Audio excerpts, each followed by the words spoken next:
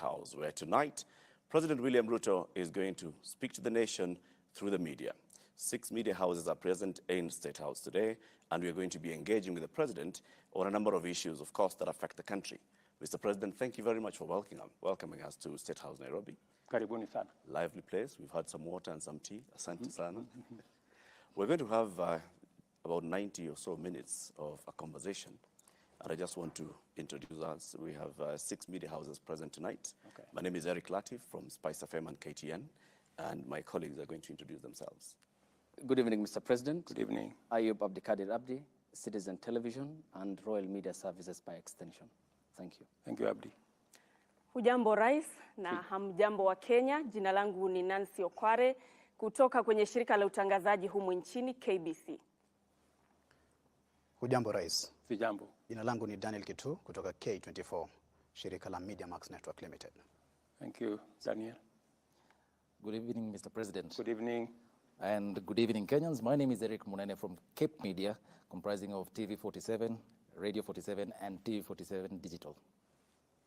Thank you very much, Eric. Masalheri Mheshimiwa Rais na Wakenya hamjambo.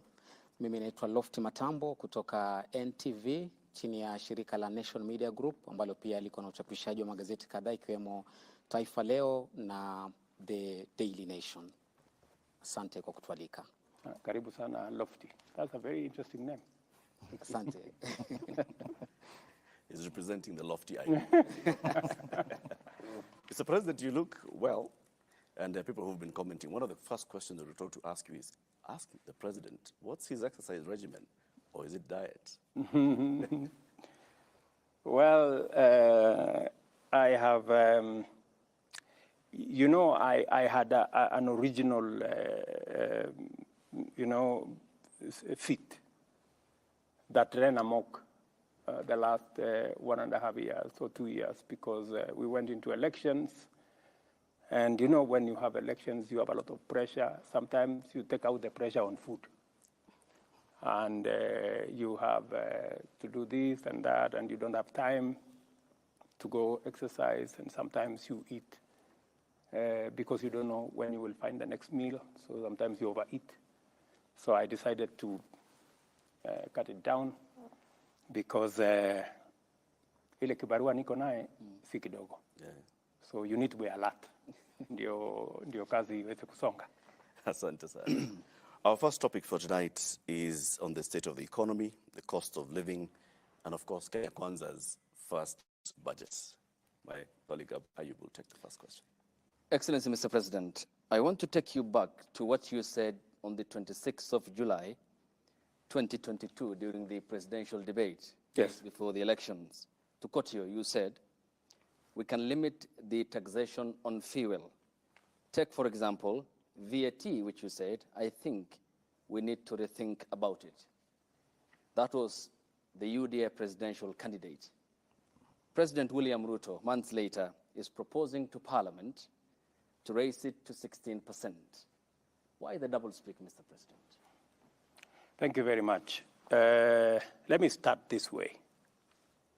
And allow me to give you a bit of context. When I came into office, I did 3 things the first day in my office that I had committed to the people of Kenya. Number 1, I made sure that port operations that were unnecessarily moved from Mombasa were returned. Number 2, I made sure that our police have financial independence. Number 3, I appointed the judges that were supposed to have been appointed, and I committed that I will expand the budget of the judiciary. If you look at the budget this year, we have added an extra 4 billion shillings to the judiciary. When I came into office, I found a huge crisis of fuel. In fact, before even I came here, immediately the results were announced. Amongst the first people to come and see me were oil marketers. And they told me, we are in a crisis. We are going to have a stock out because we cannot have fuel. Government has told us to sell fuel subsidized. but they haven't paid us. The government owes us 65 billion. So that whole subsidy story you hear, it was just a pledge. So I found that we had a 65 billion shilling subsidy to pay. Meanwhile, our financial situation was very bad. And by the way, that subsidy was accumulating at 15 billion shillings every month. I don't know whether you appreciate the magnitude of that. So when I came into office, I looked at it, and the one thing that I did that in retrospect was the right thing, is to have an economic team around me. So we sat down, we went through the numbers, and finally we discovered that there wasn't actually a fuel problem. It was a misdiagnosis. The problem was an economic and much more a dollar problem, because there was fuel that had come, but the oil marketers could not find the dollars to go and buy, because government was maintaining an artificial, rate. So there were two parallel rates. There was dollar by government, which said was 120, and there was another, if you really wanted to buy the dollars, you had to go and get it at 128, thereabout. So what did we do? First, we reinstated, because it was not a fuel issue, we reinstated the interbank forex market. What did that do? The spread that was between 12 and 15% has now shrunk to between 2 and 3 shillings, or difference. That is point number one. Number two, we went and negotiated for credit on all our petroleum products. So we've negotiated 6 months to ease the pressure on the dollar. In fact, many importers were finding it difficult to get dollars to import raw materials. We have since sorted out that problem. The liquidity around the dollar market has improved. Okay. We've allowed the dollar to find its own level. We are not artificially managing the exchange rate, because managing it artificially costs us money. So we have an issue there. So when I came into office also, I found that we had commitments of 900 billion Kenya shillings on the roads. 900 billion. I have tried to work with the various departments, Kera, Kura, Kenha, to try and understand how do we manage this 900 billion. We've tried to cut it down. We've tried to stop some of the roads that have not started. We've died. But we still remain with close to about 680 billion that we have to manage. If I have to complete these roads, I need extra money to do it. And every place I go, I was yesterday in Nyandarua. Communities, people, leaders tell us, we need a road here, Mr. President, we need a road here. We need to finish the Mau Mau roads. You need to finish this. You need to do this. We need an extra road. They were even telling me there's a road called Kinamba to some place. So that whole equation changed. But what have I done? I have said, yes, we're going to increase the VAT by 8% for two reasons. Number one, because having differential rates, one at 8%, others at 16%, poses a problem, an integrity problem. People use it as a loophole to manipulate numbers, VAT in, VAT out. So the advice that my economic team working with Treasury gave was, we must eliminate this loophole that people are exploiting, number one. Number two, this 8% that we are adding is going to give us about 50 billion shillings.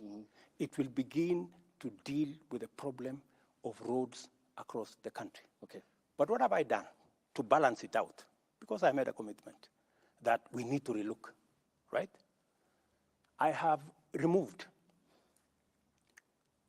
on the same fuel, as we add 8%, I have removed road 3%, 3.5% road development levy from fuel. I have removed 2% of IDF on the same fuel.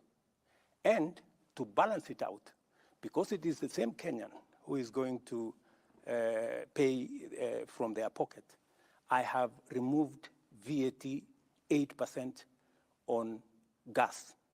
And I have removed other taxes that I'm going to explain to you, about 10, actually 14 other taxes that I have removed to try and even so that we have a balanced budget. Okay. We'll talk about the other taxes as proposed in the finance bill, which will come before Parliament. But you have mentioned that there is a team of economic advisors. You're right. David Ndii has been in your campaign team throughout the campaign before the elections. So is the current National Treasury Cabinet Secretary, Professor Njuguna Ndung'u. When you came to the presidential debate and you made the remarks on the 26th of July, which I quoted you verbatim, I think you said majority of taxes that are in that bracket, 15 almost you said, but we need to integrate at least these 15 different types of taxes. Did they not advise you, or you did not take the advice? Precisely, if you heard me clearly, there are many other taxes that we have since removed. You know, so you must look at it in context. Yeah? What my economic team advised that time is that we need to relook at these taxes. When we came into government, we found a situation. The country was in a crisis. And by the way, I have had to make very difficult decisions. In fact, coming into office, I had to cancel the borrowing of about 300 billion shillings that the intention was to borrow. That would have taken the country down the cliff.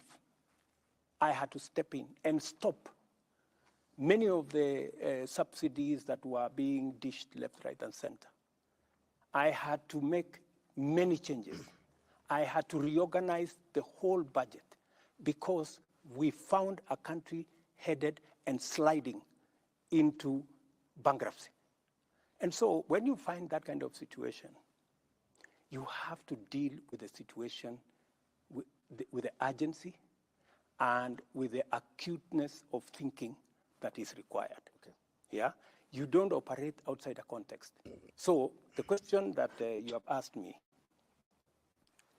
did we remove some? Did we look at the fuel issue? Yes. We said, while it is true that we have a crisis and we have to deal with a pending bill of 700 billion for the roads that we have, while it is also true that we have to look at what additionally we can do, but we need to put a relief on Kenyans. Okay. That's why, apart from, and you know the reason why the tax on the VAT on fuel or petroleum products is much more attractive is because it is spread across all Kenyans. So everybody carries a small bit of it. Okay. But we have also knocked down other taxes from the same fuel, as I have told you. IDF we've taken down, road development levy we've taken it down, and a host of other taxes that we have taken down. Okay. Final question on this. This is an issue, Mr. President, which dates back to 2013 as a condition by the International Monetary Fund, the IMF, in which then the leader of the majority party, the current defense CS who sits in cabinet, Adan Duale, said that the 181 MPs have been convinced by the party leadership, the President, Uhuru Kenyatta, and his deputy, William Ruto, on the rationale of the 8% VAT on petroleum products. He continued, 181 is a very big number and will convince our members. And this being a precautionary facility by the IMF, can you tell the Kenyan people that there is no extra hand of pressure on the Kenyan government by the International Monetary Fund? my good friend, the International Monetary Fund does not run the government of Kenya. I do. IMF does not make decisions for the government of Kenya. I do. IMF are our partners. They work with us on our priorities. They work with us on our proposals. They support us where they can. They give us advice where they can, but ultimately, we make the decisions ourselves. And it is not up to IMF to see how to sort out the 680 billion that we have on the road sector. It is not up to any other person. It is up to us. When I get out of this office and go to this village and that constituency and that ward, it is not the IMF that is asked about roads. It is the government of Kenya that I run. So I think there is always this thinking that external factors dictate to us. I think you know me better. Mm-hmm. I can stand up to any pressure from any corner. Mm-hmm. I make the right decisions for our country. Your Excellency, you've said, and this is not just today, even previously, that the Jubilee handshake administration went on an irresponsible borrowing spree. They took loans worth 4.1 trillion shillings in just the 5 years of 2018 to 2022. How much is our public debt today, Mr. President? Our public debt is in the region of 8.8 trillion, close to 9 trillion. That's where we are.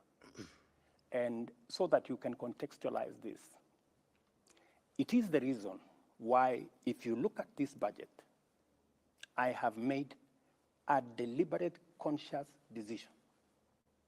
In fact, against the advice of IMF. IMF actually wanted us to borrow slightly more. I told them no. I told them no, we're not borrowing. And that is why, if you look at the fiscal deficit, the money we are borrowing, we have reduced it from 1.1 trillion last year to 630 billion this year. We have reduced almost 500 billion because I am conscious that we are not in a good place. I am also aware what is happening to other countries. There are countries in our continent that have defaulted in their payments. When I am president, Kenya will not go that route. And that is why, even when, many people thought it was a joke, I told them, we are not borrowing beyond where we are. So how much are you planning to borrow in this year? That is why, Latif, you saw there was a delay of salaries for about 2-3 days, in April. Yes. Because, some characters thought that I was joking. I told them, listen, we're going to live within our means. Even if we have to delay for salaries for 2-3 days, we will. So that people begin to internalize that we cannot continue borrowing. And let me tell you, I have had many people say, oh, you can't tax there is no country that can tax itself into prosperity. That is correct. Yeah? But you cannot accumulate debt into bankruptcy as an option. It cannot be an option, right? And there is a question I want to ask my fellow countrymen and women. Are we overtaxed? That is the question that we need to ask. And I want to answer that question. Yeah. Are Kenyans overtaxed? Let me give you the statistics. OECD countries, OECD countries, the tax as a percentage of GDP, the average is 34% of GDP, 34%. You have from Turkey, which is 22% of GDP, to France, which is 45% of GDP. Okay? Let's leave the OECD. Let us come to our continent.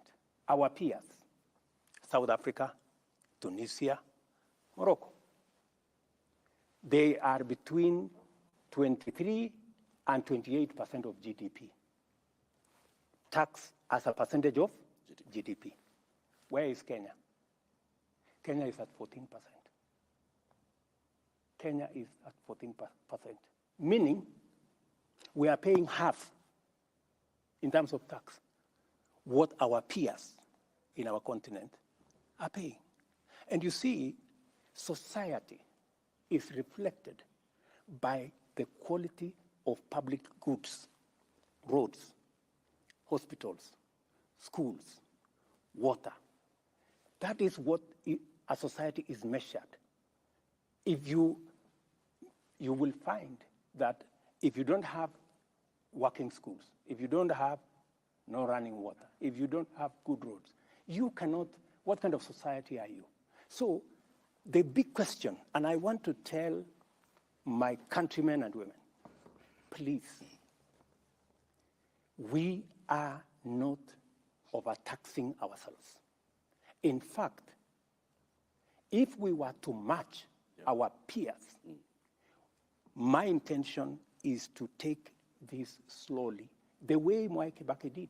When Mwai Kibaki came into office, we were collecting about 220 billion. By the time he was leaving in 10 years, we were collecting almost $1 trillion. He had moved it 4 times, right? Yep. Now we are at 14.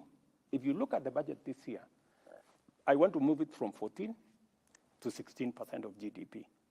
By God's grace, maybe next year, 18, maybe like that, because we have to be realistic, you know?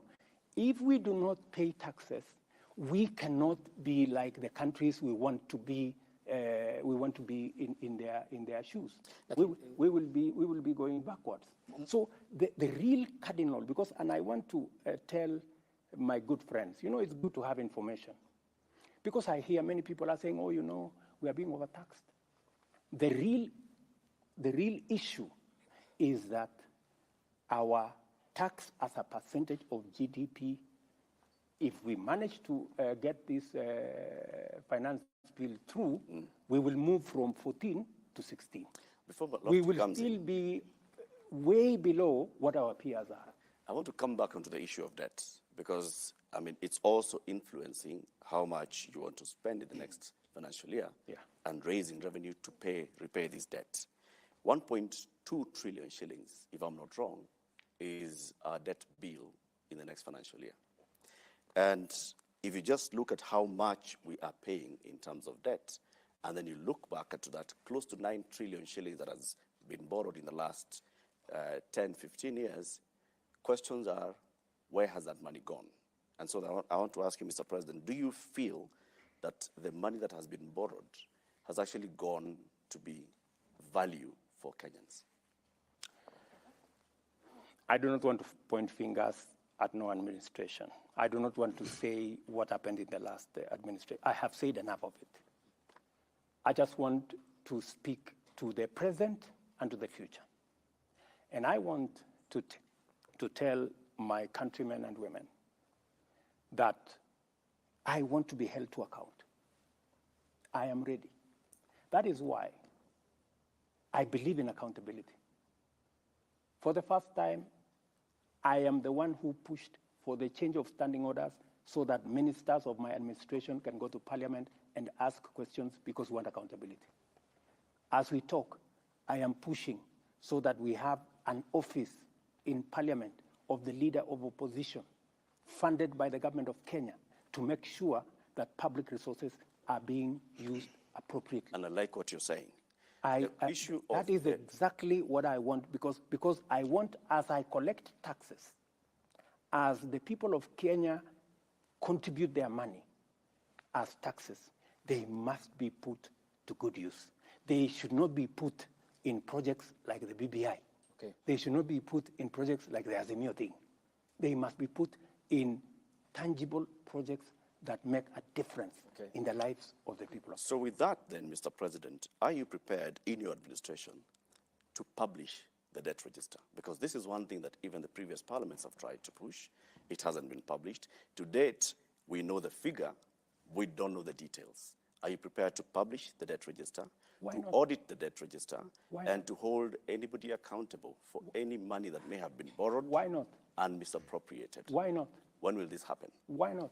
You know, we have, in fact, we already have a bill in Parliament, for purposes of placing on record any borrowing that is done by the government of Kenya. It must be borrowing that is made available so that the people of Kenya who ultimately have to pay must hold government to account, that we are borrowing this money for this purpose, for this purpose, for this purpose. I have explained in this budget the 630 billion which we have to borrow beyond our taxes. I have laid it clearly on how are we going to use it. Where is it going to go? It is not going to go to recurrent budget. It is not going to pay debts. It is going to be invested in production, in making sure that we have fertilizer for our farmers. We have developed the tea value chain, the coffee value chain, leather value chain, textile value chain, edible oil value chain. And if you look at the budget, we have clearly isolated, including making sure that we begin the journey to bring our manufacturing as a percentage of GDP, which went down from 9 to 7. In the next 5 years, I want it to be at 15%. By 2030, I want manufacturing as a percentage of our GDP to be at 20%. That's why we are calling it 20 by 30. That is the trajectory I want us to go.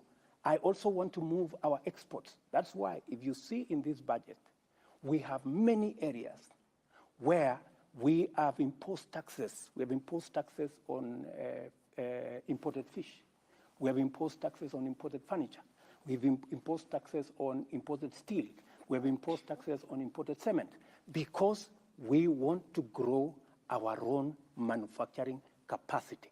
Because by growing our own manufacturing capacity, we create jobs, we create opportunities for work, and we build our own manufacturing capacity using our own products. So I have, with clarity, I can explain where we are going to put every cent.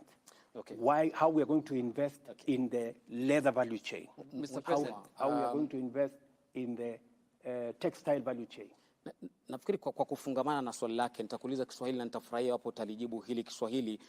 Wakenya wengi wanahisi kwamba Mheshimiwa Rais unazungumza lugha ya mahasla, lakini vitendo vyako na vya serikali yako ni vya mabwenyenye.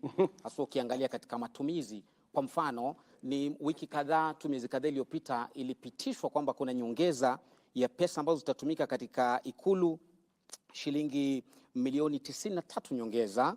Ulipokuwa unaingia katika madaraka ulisema kitu cha kwanza utakata bajeti kwa shilingi bilioni 300.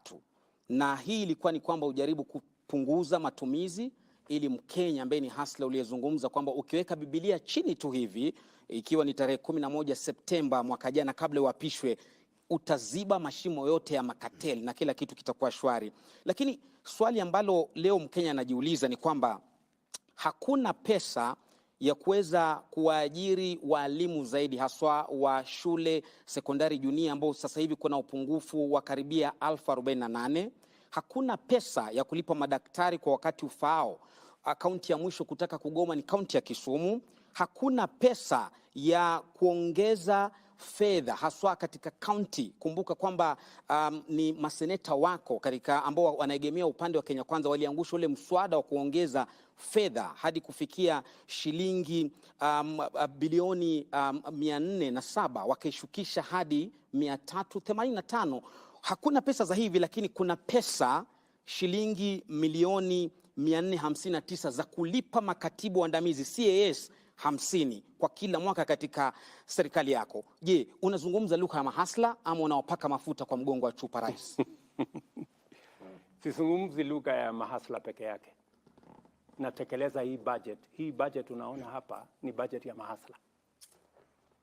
Uniulize kwa jinsi gani? Kwa nini? Yes. Na nilichokitaja ni tofauti na unachosema. Jambo la kwanza, haya mambo yote uliyoyasema, serikali hii wakati nimeingia nimefanya mambo manne ambayo yanahusikana na mahasla. Jambo la kwanza, nimeweka pesa karibu shilingi bilioni 3.5 kupunguza gharama ya mbolea ambayo inatumika na wakulima wale wa chini.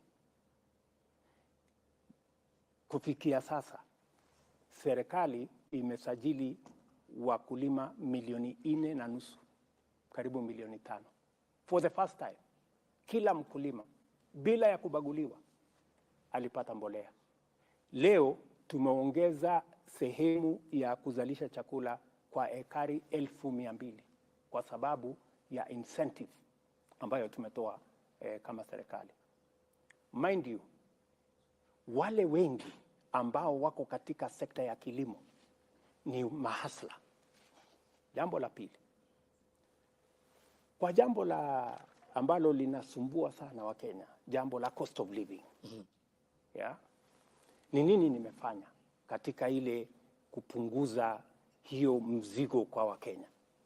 Kwa sababu kuna mambo mawili. Wale majamaa walikuwa hapa mbele yetu walifanya subsidy ile inaitwa subsidizing consumption. Walipeleka pesa kwa mamila. Mila hana mahindi yake.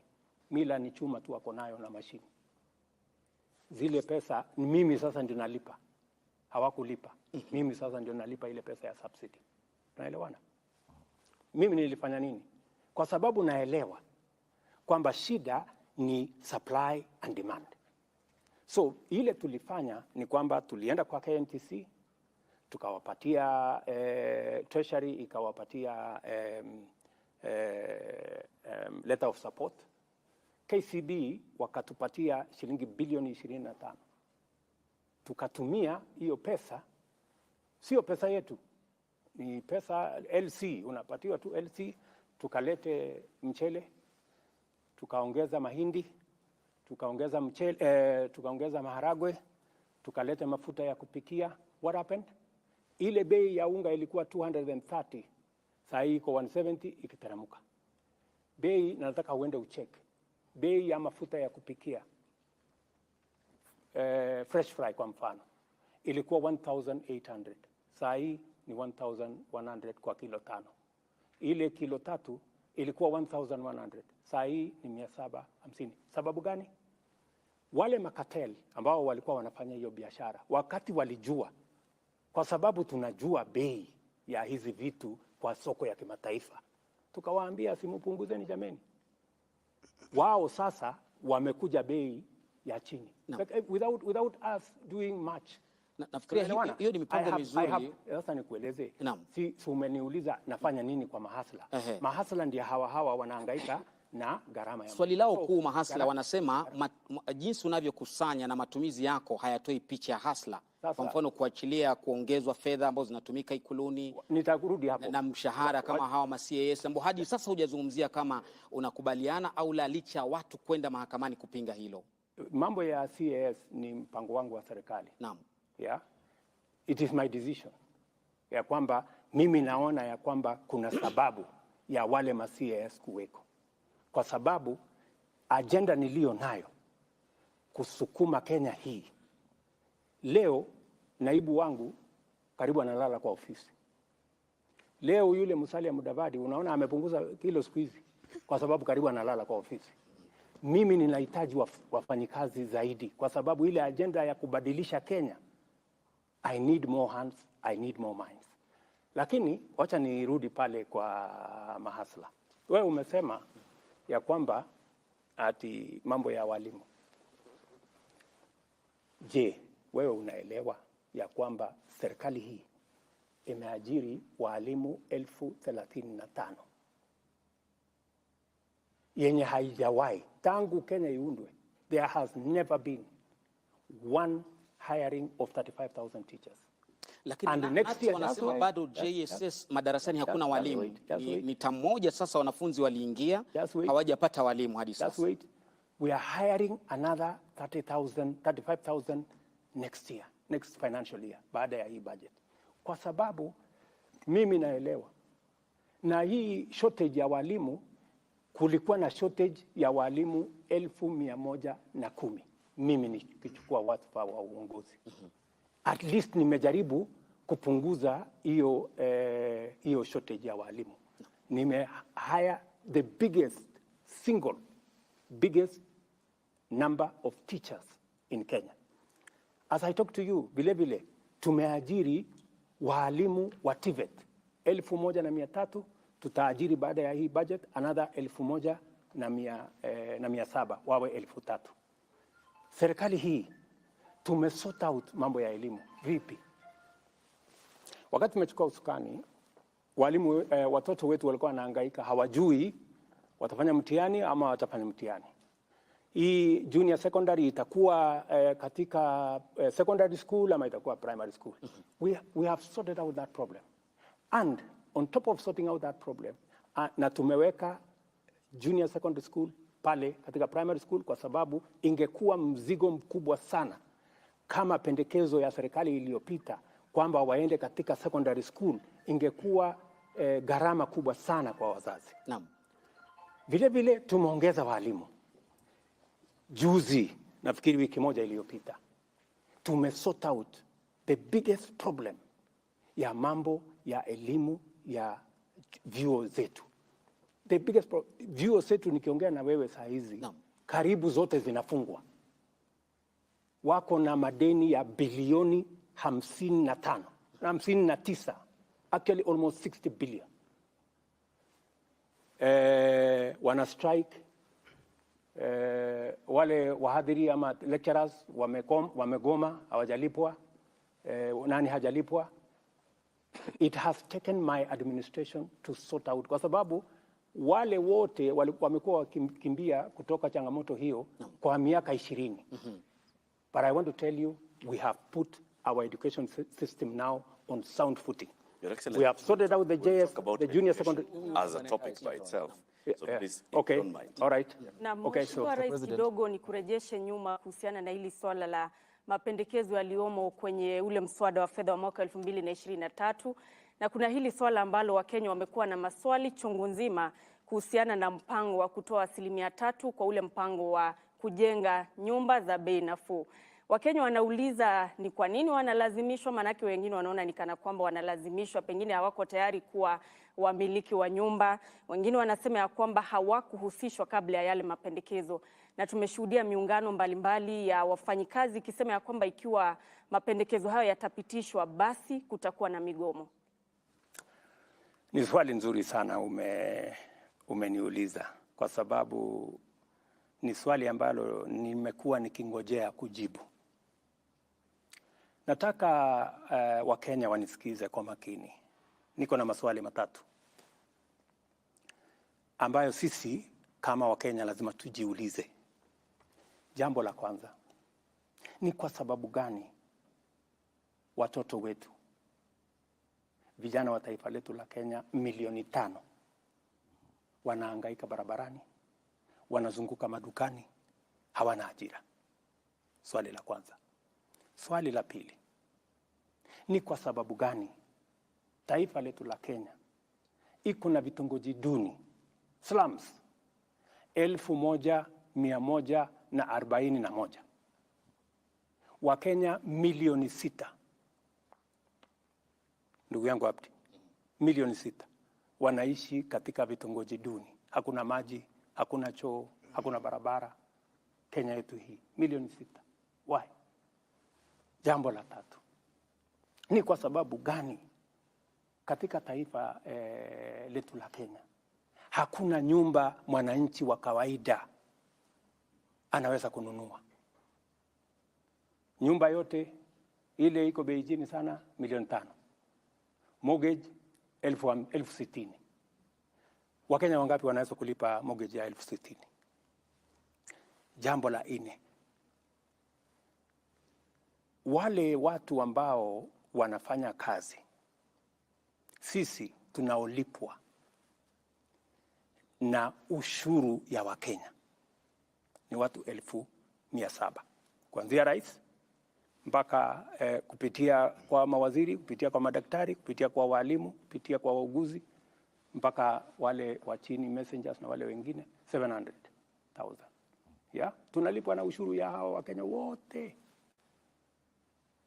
Imefika wakati, rafiki yangu, tufikirie ni vipi sisi ndio na bahati ya kufanya kazi, na sio kwamba ati mimi kwa sababu ni rais leo ati mimi ni bora kuliko wengine, ama wewe kwa sababu ni mwalimu ati wewe ni bora kuliko wale wengine.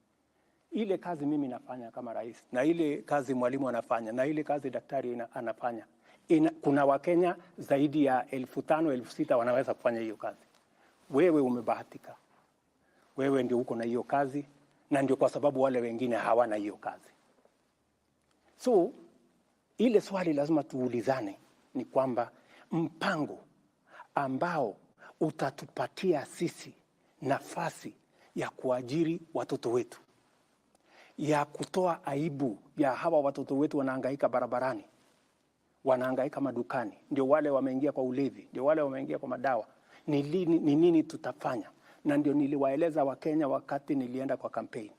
Niliwaambia Wakenya, nchi zingine, China, Singapore, Korea, ile wamefanya, wameweka mipango katika labor intensive infrastructure programs.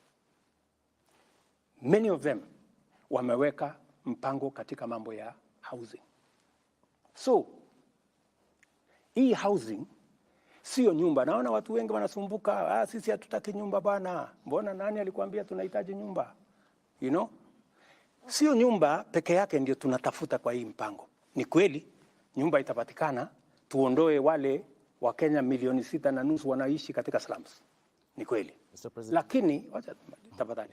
Lakini ya muhimu zaidi ni kwamba kila nyumba tunayojenga tunapata ajira ya vijana wetu 5. Kila nyumba. Zile nyumba ambazo tumeweka katika mpango yetu 1 million in the next 5 years. 200,000 every year. Hizo nyumba 200,000 every year itatupatia nafasi ya ajira kati ya vijana 1,000,000 na 2,000,000. Ndio tumesema vile wengine wamefanya, tunasema kila mfanyikazi atoe 3%, na sio 3% ya mshahara yako yote. Ile inaitwa basic pay. Mwalimu kwa mfano, basic pay pengine ni 30,000. Sawa? Shilingi 3% ni shilingi 900. Right? Na hatusemi hiyo 900 ati ni ushuru. Si ushuru, ni pesa yako. Lakini unatupatia kwa muda tufanyie mpango ya wale watoto wetu wanaorandaranda barabarani, wengine wao ni watoto wetu wa kuwazaa, our own children, kuwapangia ajira. Sawa? Na hiyo that's why ni watu waelewe, it is a win-win project. Wewe ukitoa 3%, Abdi, mwenye amekuajiri anatoa 3%, kumaanisha na hiyo 6% yote ni pesa yako, sio pesa ya mwajiri tena, ni pesa yako, na sio ushuru, ni pesa yako. Tunaelewana? Na hiyo pesa ndio tunataka kutumia kujenga hazina ambayo itatusaidia kufanya mambo 3 ya muhimu. Jambo la kwanza, leo tunajenga nyumba 1%, 1% ya nyumba zote zinajengwa Kenya inaweza kununuliwa na mwananchi wa kawaida. Tunataka kuongeza nyumba ambazo zinajengwa ambazo zinaweza kununuliwa na Mkenya wa kawaida kutoka 1% mpaka 50%. Wacha niwaeleze Wakenya vile hiyo kazi itafanyika. Tuko na mipango miwili. Tuko na yenye tunaita social housing. Tuko na ingine tunaita affordable housing. Social housing ni kwa wale watu wa mapato yao ya chini. Tunasema yule mtu ambaye anaishi Kibera, yule mtu ambaye anaishi Mathare, yule mtu ambaye anaishi Kisumu Kondele, yule mtu ambaye anaishi hapo Kakamega ama anaishi Murang'a ama anaishi Kiambu, ambaye analipa rent kwa ile nyumba ambayo haina choo, haina taa, haina maji, shilingi 2,500. Huyo mtu na 2,500 yake tunataka kumjengea nyumba, atalipa shilingi 2,500 kwa nyumba ambayo iko na maji, nyumba ambayo iko na facilities, iko na kitchen, iko na choo, na analipa shilingi 2,500. Wakenya watataka kuniuliza, Bwana Hasla, hiyo nyumba iko wapi? Nataka munipatie nafasi niwapeleke hapa Soweto. Okay. Kibera. Soweto A. Pale kuna kiongozi ya wamama, kuna kiongozi ya hiyo Soweto A anaitwa Mama Shiro.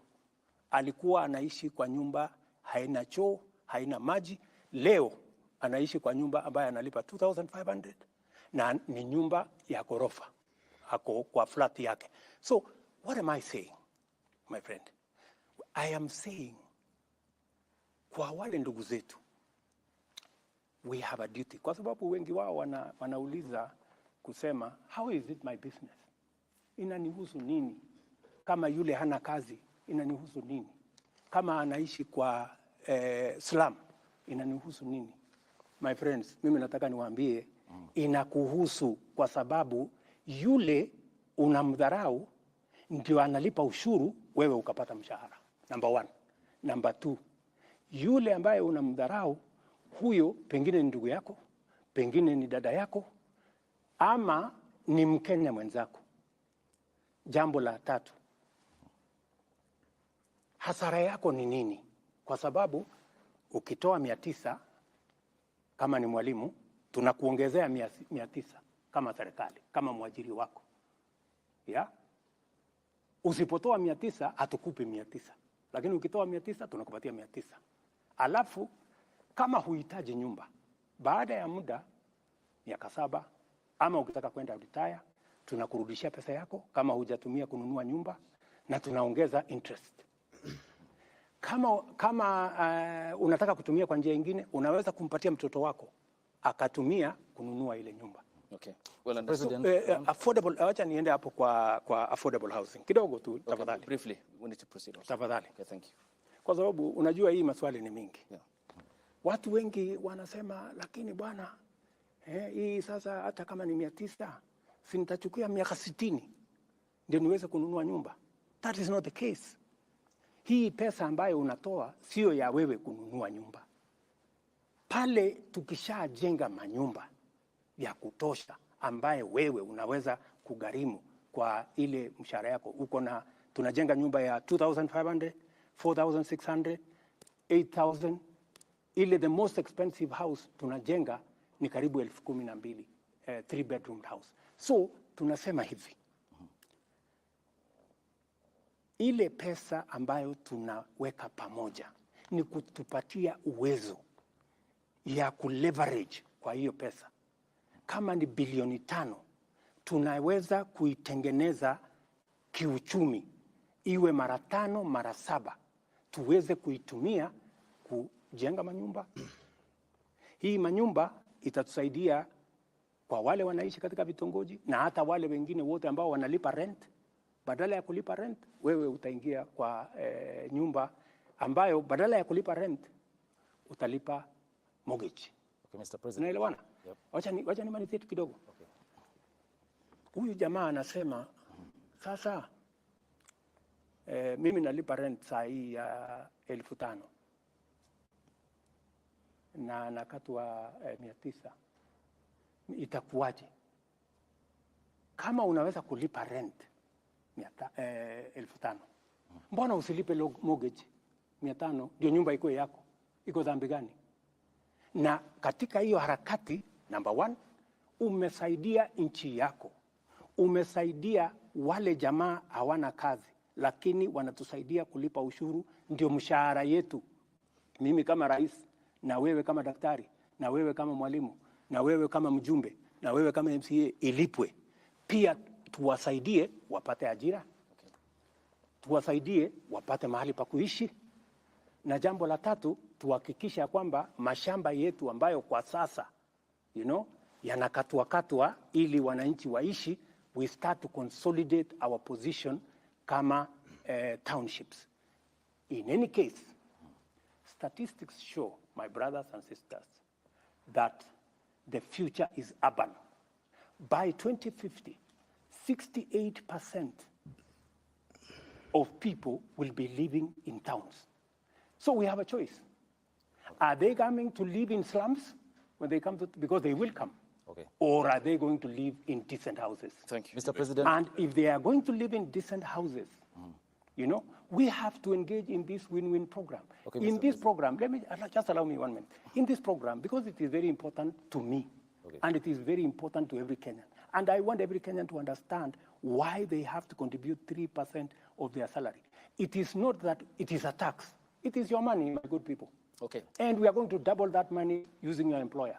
And you are going to get that money in interest. And you are going to support us. You are going to help us to employ the millions of young people, including your sons and daughters, in give them time for the questions now. Okay. And Mr. President, you have a very ambitious plan. Thank you. The housing plan. My question is, are you saying that those lucky enough to secure jobs will be contributing to this fund so that you cushion the most vulnerable in the society? We have millions of jobless Kenyans out there. Don't you think theirs could be an earning problem and not a saving problem? Because now, if you say theirs is an earning problem, yes, not a saving problem. So even if you make these houses very, very affordable, some of them cannot even afford that 2,500. And then my question too on that, if I'm already paying for mortgage, why should I be forced to contribute to the fund? Very good question. If you are paying a mortgage, nothing stops you as somebody who is employed. Yeah? Number one, contributing to this fund. Because it is not a tax. It is your money. What you are doing, you are playing your patriotic duty. Because out there, we have millions of young people who get out of school every year. It is our responsibility, me and you. Why is it our responsibility? Because they are the taxpayers that end up paying our salaries, right? And it is our duty also to see how we can help them in a small way. And you have said correctly that their problem is employment. Precisely. That's why I'm saying these 5 million characters, our children, getting out of school. Don't you think it is a decent thing? Don't you think it is the right thing to participate in an exercise that helps our country, our young people, instead of engaging in crime, in abuse of drugs, to be part, to get a job? By the way, in the last 8 months, 8 months, I have launched the construction of 36,000 housing units in Kenya. Yeah? I went to Homa Bay. Last Friday, I was in South B here at the Belleville, where they are building, I think, 2,000 something houses. I will be going to Makongeni, hopefully in the next maybe 3-4 weeks or 1 month, to launch another 30,000 houses. The 36,000 units, there are close to 100,000 young people today working in those sites. Engineers, quantity surveyors, plumbers, electricians, carpenters, masons, all manner of people, including the women who sell food. Okay. It is a whole ecosystem. I was very amazed in South B. A group of women were saying, sisi tunaitwa protein. Sisi ndio tutakuwa tunauza chakula hapa. Bwana President, tunataka uhakikisha kwamba hii watu wasilete watu wengine. Because you see, it is a whole ecosystem. And I want to ask my countrymen and women, those of us who are employed, please, let us not let us not hold in contempt those who don't have jobs or those who are not. You say it's not a tax. It is not a tax. What is it? It is a contribution you are making, because if it was a tax, tax, it goes one way. You never get it. This is not a tax. Okay, because it is your money. Okay, why then, Mr. President, if it's not a tax, if that bill hypothetically say is passed by the National Assembly, it's legally binding? Yeah, of course. It's not a tax, you said. It is not a tax. Why would I contribute? And if I don't want? That's what the law says. But why are you passing it? Yeah, the question I'm asking you is, are you saying, Abdi, that you don't think it is your business to contribute to the employment of the unemployed Kenyans? Okay, it's the responsibility. It is not of the your Kenyan business. government. Okay, hang on, Mr. President. Who is Kenyan government? Kenyan government is me and you. Hang on, Mr. President. You saw the mandate of the Kenyan people. Exactly. There is a represent. We can't represent all of us. Yes. I worked hard for my money. Yes. You said it's not tax, but there is a bill in Parliament. If it's passed, it's legally binding. Why would I make a contribution for others to succeed? It's your business as the government. You are the head of state. You have the responsibility. You have the mandate. That's why the Constitution gives me the power to tax. But it's you who is leading and the that's why government. the Constitution gives me the power to sign things into law. Okay. So I am simply doing my job. Mr. President, let's get the specifics very clear. Yeah. It's a very simple issue. Yes. You are saying it's not a tax. It is not a tax. That's the commander-in-chief saying. Yes, it is not a tax. Hang on, let's go step by step. Yes. There is a bill that will come before Parliament. Absolutely. Hypothetically, let's say it's passed. If it's not a tax, why would I contribute? Because it is the law. The law, Mr. President. Once it is passed, it is the law. Okay, meaning then it's a tax, and you understand it's a tax. Yeah, once it is passed, it is the law, and you have to contribute. Let me ask you. One rider, Mr. President. Let me ask you. No, just allow me. Let me ask you, Abdi. Do you know that today you contribute 6% of your salary to NSSF? Correct. Why? It is not a tax. Mr. President, hang on. On that, Mr. President. Okay. It's the same thing. Okay, hang on, it is the law. The issue, though. There is the NHIF question, Mr. President. Yes. Which you have passionately talked about. I am very passionate about. Which is still, again, because you have cherry-picked on the NSSF, but there's the NHIF component, which I still pay for. Yes. You pay for as well. Yes. But then what's the point of contributing to the NHIF program, yet I go to the hospital and I only get paid for the bed? Precisely. That is why I want to make NHIF work. You know how I'm going? I'm working on it, by the way. It is in the works, and it will be part of this exercise. What I have done on NHIF, and I have a good history, long history with NHIF. When we came into office in 2013, there were only about 3 million contributors on NHIF. And by the way, NHIF works. I was in Thika, Kenyatta Referral Hospital. Teaching and Referral Hospital. Teaching and Referral Hospital. And the doctors there spoke about NHIF in a way that inspired me. How NHIF has helped many people who would otherwise have not been able to get medical service. What I'm doing with NHIF is exactly what I said. And by the way, Hussein. Ayub. Ayub Abdi.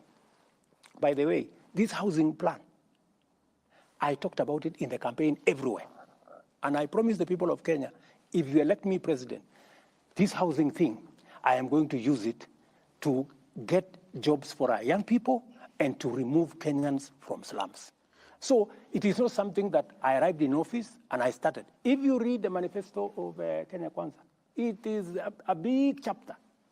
In fact, I was asking some of the MPs that were trying to say, oh, you know, I asked them, when me and you were standing on the podium and told the people of Kenya, elect us, we are going to arrange for housing so that you thought it was a joke.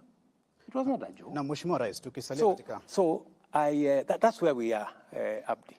Hapo ndio tuko. Okay. Na Mheshimiwa Rais, tukisalia katika swala hili la gharama ya maisha, lakini katika mada tofauti. Ndio. Umezungumza kuhusu kuondoa ushuru kwa gesi. Na mwezi Februari uliwaambia Wakenya kwamba itakapofika tarehe mosi mwezi Juni, bei ya gesi ya mtungi wa kilo 6 itapungua kati ya shilingi 300 na 500. Hivi sasa Wakenya wanasubiri siku 15 kutoka sasa. Wanataka kufahamu iwapo mipango yote iko line ikifika tarehe 1 mwezi Juni watakapoenda katika maduka haya ya kununua gesi wataipata gesi hii kwa kati ya shilingi 300 na 500. Lazima kwanza tupitishe hii kwa budget. Sio lazima tutoe gharama ya tuondoe. Kwa sasa hakuna njia ya kuondoa ushuru mpaka budget ipite. Kwa hivyo huwezi kuhakikisha kwamba ikifika tarehe 1 Juni. Tarehe 1 Juni haiwezekani. Mpaka pengine kama ulivyosema awali. Mpaka tutapitisha hii mswada pale bunge ndio tuweze kuhakikisha kwamba tunateremsha hiyo bei. Kwa hivyo ni muhimu kwamba Wakenya kuna mabadiliko. Kuongeza kwa kama tungepitisha hii jambo kwa supplementary budget. June ingewezekana. Lakini tulijaribu kuisukuma kwa supplementary budget ikawa haiwezekani kwa sababu ilikuwa inatubidi tubadilishe sheria fulani. Ndio tuhakikisha kwamba hilo tendo inafanyika. Sasa tumeipanga vizuri. Tumehakikisha ya kwamba hiyo iko katika budget yetu, umeona waziwazi. Na vile vile tumesema tutachukua ile pesa ambayo tunatumia tunaokota ushuru kutoka mambo ya kerosene. Tutaitumia kusecuritize. Ndio tupunguze gharama ya mtungi ya gesi. In fact, tunaongea na market. Saa hizi nikiongea na nyinyi, tunakimbizana na wale watu wakora ambao wanauza gas kinyume ya sheria. Tunakimbizana na hawa vibaya sana. Kwa sababu we have to remove all the illegal fillers because they are destroying this market and they are undermining our efforts. Na unaweza kuhakikishia Wakenya kwamba budget tukipitisha, tutapunguza gharama ya gesi kati ya shilingi 300 na 500 kwa mtungi. Kwanza mtungi, wacha gas. Ile tunapunguza kati ya shilingi 300 na 500 ni mtungi yenyewe.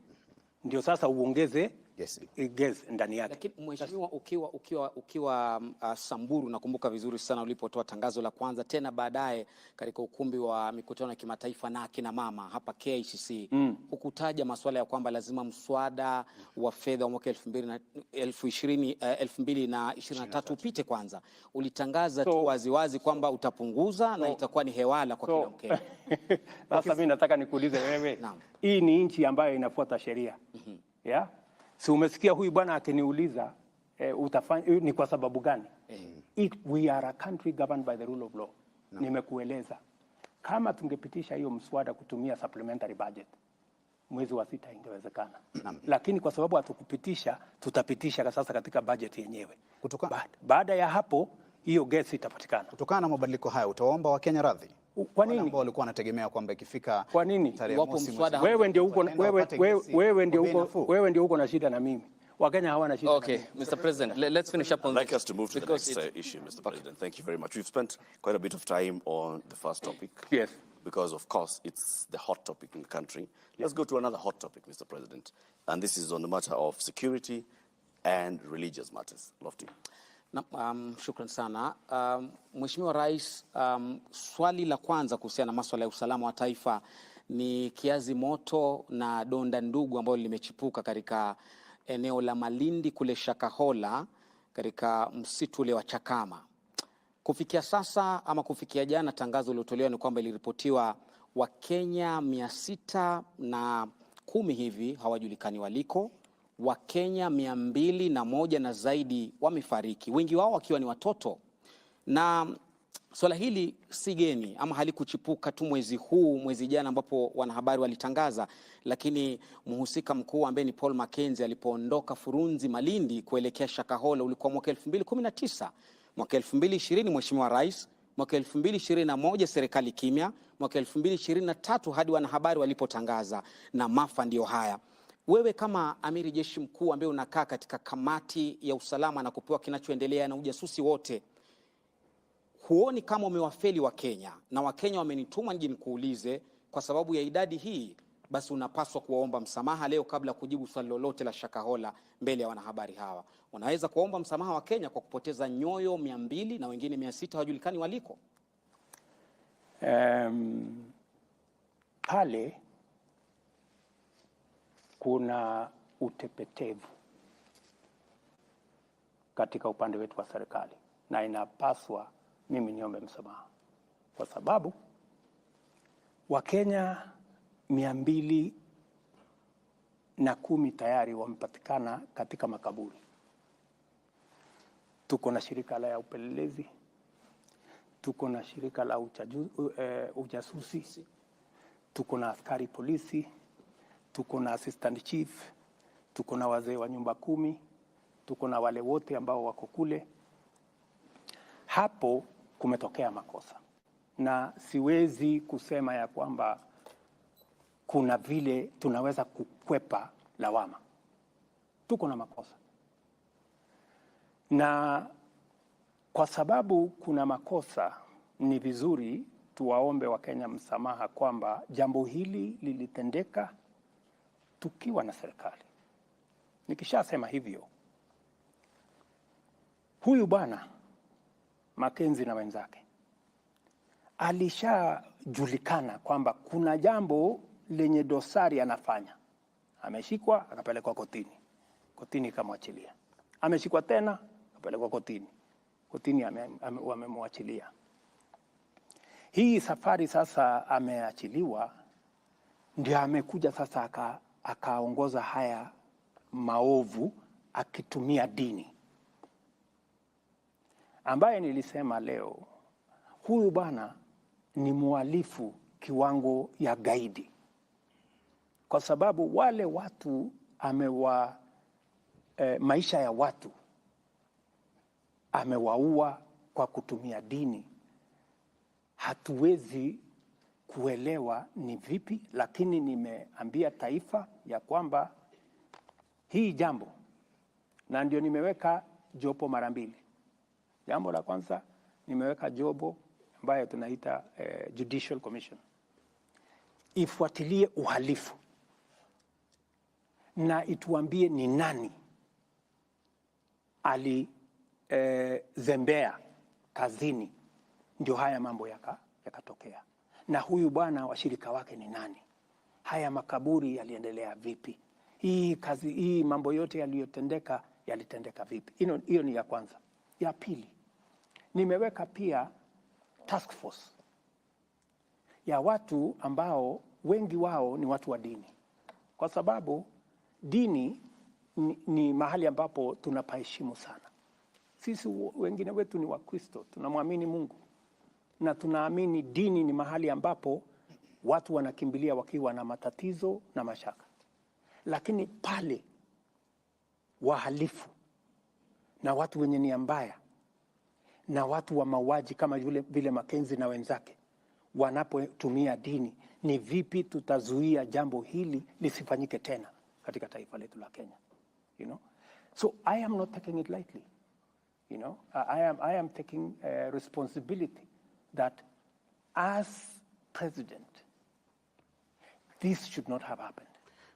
And certainly some people who are responsible for this failure on the part of government will have to give an account, because it should not have happened when we have all the agencies. We have our intelligence, we have our CID, we have the chiefs and all the other people in the whole of that ecosystem. We should not have allowed this. This kind of thing should never have happened. But it has happened. We have to take responsibility. No. Yeah? And the promise that I am giving to the people of Kenya is that we will get to the bottom of this matter. Okay. And I am also giving them my commitment. I know there are people who are jittery about. They are saying we should not regulate the church, and that is correct. We should not regulate the church. No. The same way we should not regulate the media. No. Let us have an institution that self-regulates. We want to establish from our religious leaders how can they, as religious leaders, agree on a mechanism that makes sure that criminals and crooks do not take advantage of religion and of faith to be able to cause harm to Kenya. Mheshimiwa Rais, kabla ya kakangu kuuliza swali, umezungumza na napenda nikupongeze na kukuhongera kwa kuomba msamaha mbele ya Wakenya, lakini Waswahili wanasema ada ya mja hunena, lakini muungwana ni kitendo. Wana Malindi hadi leo wanalia kwamba idadi ya watu 200 kupotea, huja kanyaga guu pale kwenda kusema nao kuomba msamaha. Kiongozi wa upinzani Raila Odinga alikwenda kule na akafungiwa kuingia, na wengi wakasema afadhali huyu ametukumbuka, rais hajafika. Huu ungwana wako uko wapi hapa, Mheshimiwa Rais? Hiyo ni siasa. Pale kwenda pale kwa kiongozi wa upinzani inasaidia nini? Yeye si mjasusi, yeye si askari, yeye si daktari, hajaenda kufanya ile kazi ya kutoa miili. Ameenda kufanya nini? Askari walisema pale kwa sasa ni crime scene. Yeah? Wale ambao wanatakikana pale kwa sasa ni wale watu ambao wanahitajika katika hiyo shughuli. Wale watu wataenda kufanya forensic work, wale madaktari, wale wapelelezi ndio wako pale. Wakishamaliza ile kazi, yeah, ndio tutapata nafasi, wakishamaliza ile kazi ambayo inaambatana na sehemu yao kama professionals wa hiyo field. Ndio sababu hata yule bwana aliambiwa, bwana, hapa ni kuna wenye wanakubaliwa kuja hapa kwa sasa. Lakini tumezoea kama Wakenya kila jambo siasa. Unajua sasa mimi nimekuja hapa. Kama huna ya kufanya pale unaenda kufanya nini? You know? Kwa sasa mimi nimechukua nafasi yangu, nimetuma kila mtu. Waziri wangu ambaye ni wa usalama ako pale, every 2-3 days he's there. Lakini pia wewe utakwenda make sure pale mambo ya hayo yote yatakuwa yamemalizika, the place has been declared it's no longer a crime scene, I will go to Malindi. Okay. Na Mheshimiwa Rais, kutokana na uzito wa swala hili la maafa ya Shakahola ambayo kwa kiasi kikubwa sasa yamekuwa gumzo, uliyataja maafa haya sawa na ugaidi ama sawa na tukio la ugaidi. Hata kusema kwamba ni sawa na tukio la ugaidi, uliyasema kwamba huu ni ugaidi. Lakini kulingana jinsi mnavyoendesha taratibu hizi za kuchunguza na mashtaka, hamuonekani kuyapatia uzito ambao unaendana na swala la ugaidi. Kwa nini? DPP amekuwa pale, DCI amekuwa pale, mkubwa waziri mwenyewe amekuwa pale. We have close to, I think, 150 different officers in Malindi. In fact, we transferred all the other officers from Malindi, the ones that were there before, so that we have a clear picture of what to do in that scene of crime. So we have taken it as seriously as it would get. I think my Minister for Interior has been there 5 or 6 times. I have told you he is there every 2 or 3 days. Doesn't that tell you we take it seriously? I have also appointed a judicial commission of inquiry. I have also appointed a task force to look into all the matters so that we are not only looking at the crime itself. Okay. We have men there doing that. We are also looking at accountability, because that is what the Judicial Commission of Inquiry is going to come with. And we are also looking at how do we prevent this from happening again by appointing a task force. Okay. So if there is something in the level of seriousness, yes, Mr. President, we have taken it very seriously. Mr. President, just to be clear on this, tonight you have mentioned my fellow countrymen and women. Yes. On many occasions. Yes. Your fellow countrymen and women, the Kenyan people, want to understand why the government has locked out the media in Shakahola. Question number 2, because the media has been locked out, your fellow countrymen and women want questions answered. Because you're the commander-in-chief and you get raw intelligence and briefings every morning here at State House. What exactly is the true picture of Shakahola? If it was meant for the media, you know, Abdi, even if you went to Shakahola, would you go and film the graves and bodies that are disintegrated and take it to the people of Kenya? Would you do that as a responsible journalist? There are ethics that guide us. We can't do that. Yes. But why the blanket? There is absolutely, media blackout? There is absolutely the scene that is there is not a scene to report. Yeah? The scene that is there is not a scene to report. And my friend, what would be there to hide about graves and dead people? Surely. Tell us the true picture now. Because you get the intelligence, isn't it? I get the intelligence. And you label yourself as But do you know why there is intelligence? Yes. There is intelligence because there is a limit as to how far you can go with intelligence.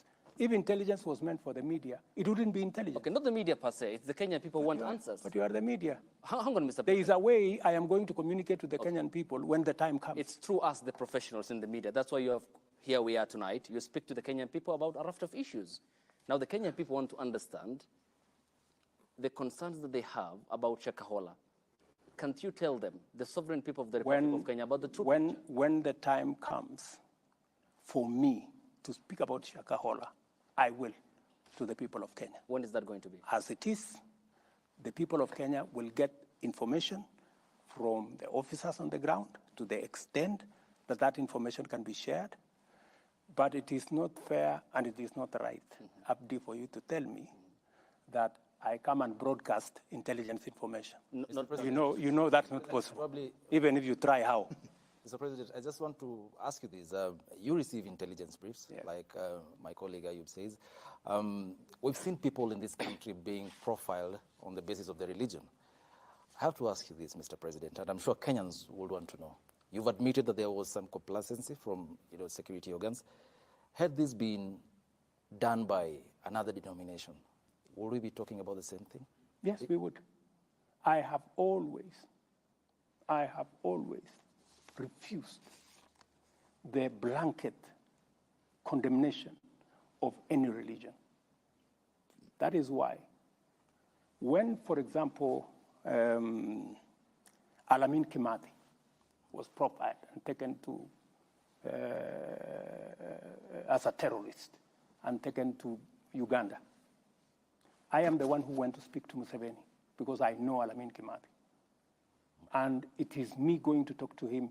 And Alamin Kimathi is a Muslim. I received him here at the airport after he was released. Because we must not allow, the same way I will not also agree that this incident is used against all the churches and all the religion. We must treat this, as I said today, as a terrorist, as a criminal, and he bears individual responsibility. But beyond that, because the name of religion has been used, that's why I have taken the extra step to ask religious leaders. We do not want another incident of this nature. So let us speak to ourselves. Let the church, let the religious bodies, let the Muslims sit down as religious leaders and come up with a self-regulation mechanism, the same way you guys in the media have a self-regulation mechanism, so that you avoid, because there are rogue journalists, true or not true? Yes, they are. They extort money, they do what, and they are reported to the Media Council, your organization, and their steps are taken, right? So we're asking that should be from where I sit, but I am waiting for their recommendation. If they tell me there is a different way of doing it, I will look at it. That's why. Rais, pengine uzungumze na Mkenya, manake hili ni swala ambalo tulishuhudia wakati ambapo watu walikuwa wakiokolewa pale. Kuna wale hata walikuwa wanakataa, wanasema ya kwamba wanataka kuniua, kumaanisha ya kwamba swala la dini na siasa ni mojawapo yale masuala ambayo yanafahamika kama emotive issues. Zungumza tu na Mkenya kuhusiana na umuhimu wa kuwa macho zaidi anapofuata hata dini fulani. Nataka niwaeleze ndugu zangu wa Kenya, tafadhali tuwe waangalifu. Kuna mafundisho ambayo yanaelekea mahali ambapo si pazuri. Ukisikia dini inaanza kusema usiende hospitali, usipeleke watoto wako shule, sijui dunia inaisha, sijui miezi 6, sijui miezi 2, ujue pale kuna kasoro. Ukisikia mtu anakuambia uza mali yako upeleke pesa kwake ndio upate sijui barabara gani ya kwenda sijui mahali gani, kuzimu sijui mbinguni. Yeah? Lazima tuwe waangalifu so that as the citizens of the Republic of Kenya, it is very, very important for us to know that radicalization of whatever nature, radicalization in terrorism, radicalization using religion, radicalization using politics is dangerous because it leads people to make irrational decisions. And we must always be careful. Right. And that is why I have said, because this incident is serious, I would want to listen to religious leaders, religious professionals to tell us how do we make sure that Kenyans, innocent Kenyans, are not radicalized using pulpits or religious doctrine, because what the likes of Mackenzie are doing is what Al-Shabaab are doing. One using the Bible, the other one using the Quran. And we must deal with that situation because it is a real situation. And we must deal with it. Mr. President, just as we wrap this up, you've admitted that, yes, there was complacency. 600 people missing. That's a huge number. Someone somewhere must have known. What degree of complacency are we talking about? And are we going to see heads rolling? Oh, yeah. Because, and that is why I have a judicial, because the Judicial Commission of Inquiry will put people to account. The chief will have to account. The intelligence officer will have to account. The CID officer will have to account. Or the whole chain has to account. So people will be held to account because this is not a simple matter. Thank you, sir. I want to take us back to, an issue that is of great public importance and interest, and this is with regards to the cost of living. Like you said, this is a hot issue, hot potato issue. You have said, and you've been saying this recently, that before you took office, the cost of unga was at a certain price, beyond 200 bob. And since then, it has actually been coming down, and it's come down to the latest figure I heard you mention yesterday was about 170 shillings. Where is this 170 bob unga? And what specific interventions of your government are you crediting for that? What did we do? To sort out the cost of living issue, there are two things. Increase production. That's why we're working with the farmers to increase production. We're supporting farmers with fertilizer, seeds, and as I told you, 200,000 additional acres of land have been put into production. So that's number one. Number two, increase supply at the moment. That is why we have imported close to 250,000 tons of maize. We have imported about 75,000 tons of rice. We have imported, I don't know the numbers, maybe 40,000, because I even had to speak to the Prime Minister of Ethiopia because they had some beans. We have had to import about 100,000 tons of cooking oil. These are the interventions different from my former friends who went and gave money to millers and spent 8 billion shillings. To import all this maize, it is not going to cost us anything because we are just increasing the supply, cost for cost, right? As at the end of April, we on the short term, we will have to increase supply through importation. On the long term, we will increase supply using production. That is how to deal with the cost of living. And by the way, I spoke about it with clarity during the campaigns. I promised the people of Kenya we are going to reduce the cost of fertilizer. I have reduced it from 7,000 to 3,500. I'm on the current, not on the future, not on the now. I'm telling you now. On the 27th fertilizer at the moment. The Cabinet Secretary for Agriculture was meeting with the people that he had given license to import. And he was reading them the Riot Act. He said As of now, I am not even sure which of you has imported the maize and who hasn't. The figures from the Ministry of Agriculture as at the end of April was that 90,000 metric tons of maize had been imported, not 250, like you've said. It was 90,000 as at then. And in fact, the CS was telling the importers, I want you to come and give me a list of what you've imported.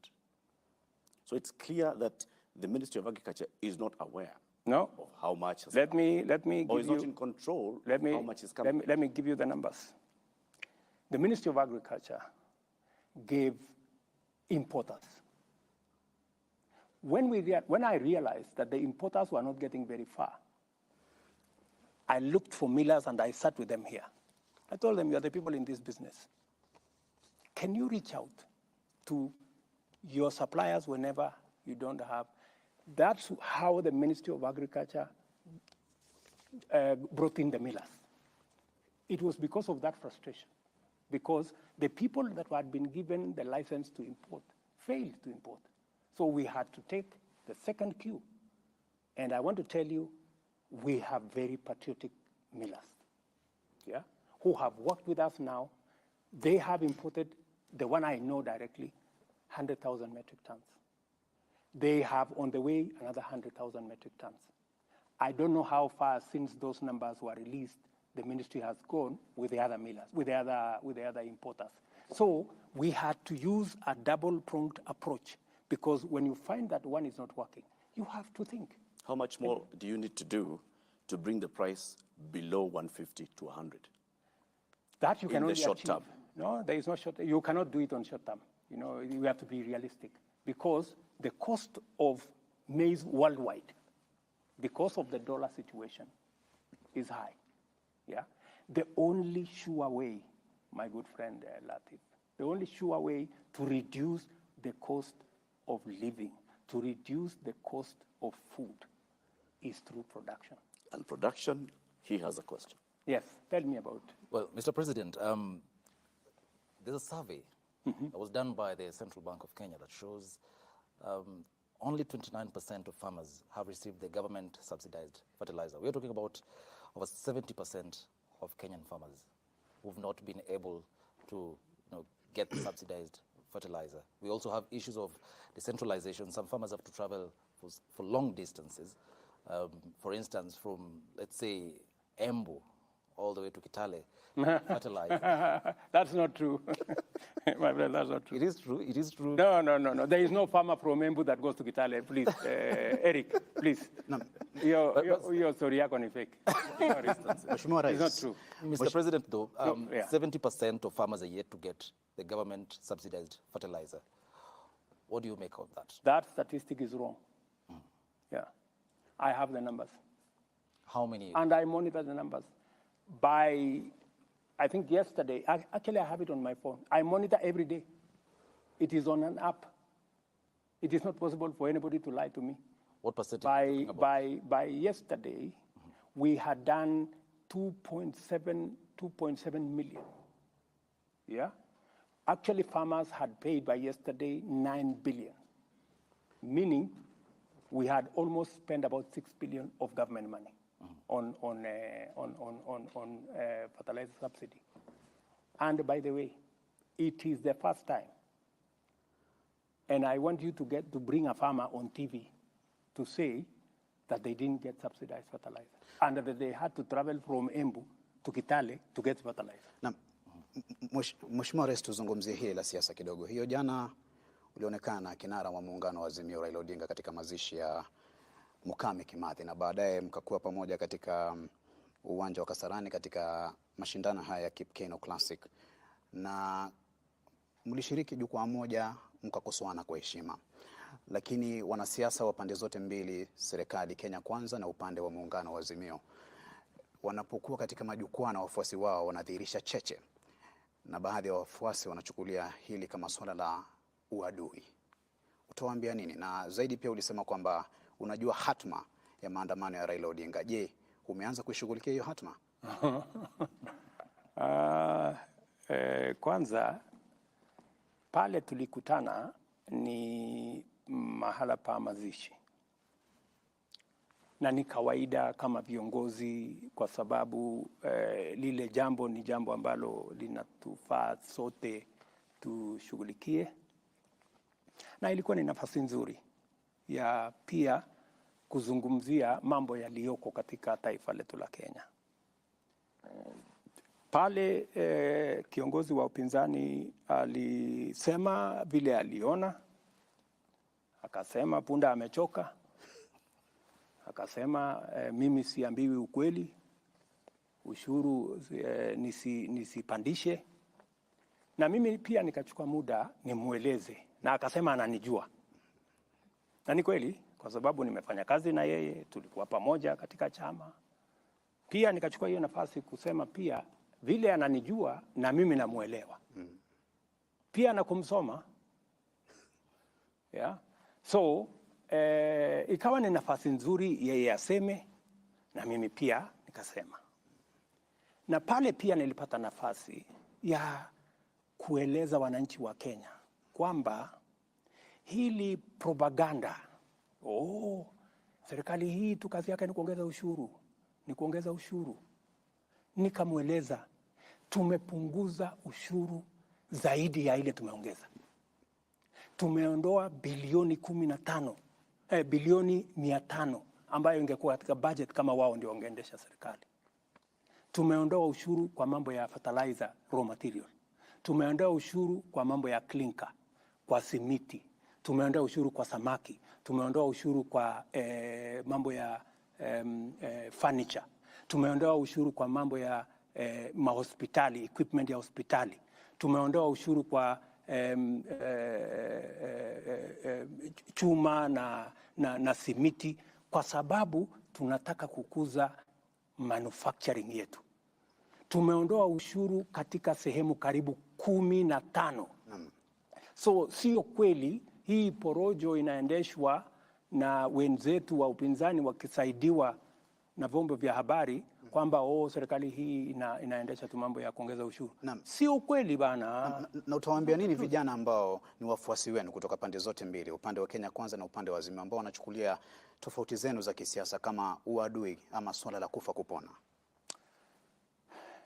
Tofauti za siasa ni tofauti ya maoni na tofauti ya sera. Nilimweleza ule ndugu yangu, na namheshimu kwa sababu ni mzee, namheshimu kwa sababu ni kiongozi. Nikamweleza kwa heshima ya kwamba wewe unaamini kusubsidize consumption, ambayo ni njia moja, lakini kwangu mimi ni njia bure. Mimi naamini kwa kusubsidize production. Ndio tofauti, maoni tofauti. Lakini baada ya ile mkutano, si tulikuwa pamoja Kasarani, tukaendesha, tukaona riadha kiendelea. Na naibu wa rais hakuwa pale Kasarani. Leo tukakuwa pale. Mlifanya mazungumzo yote ya kando kuhusu masuala ya kitaifa? Tulikuwa hapo kuzungumza chochote kuhusu? Wacheni fitina bwana. Mr. President, uwepo wako na ukaribu wako, msisome mambo ambayo hayako. Uwepo wako, kuzungumza chochote kuhusu mazungumzo kati ya serikali na Kenya Kwanza na Azimio? Wewe unasema my deputy hakuwa Kasarani. Ni huyo amesema. Ni mimi ndiye niliyesema. Sasa nakuuliza wewe, alikuwa amekuambia atakuwa Kasarani?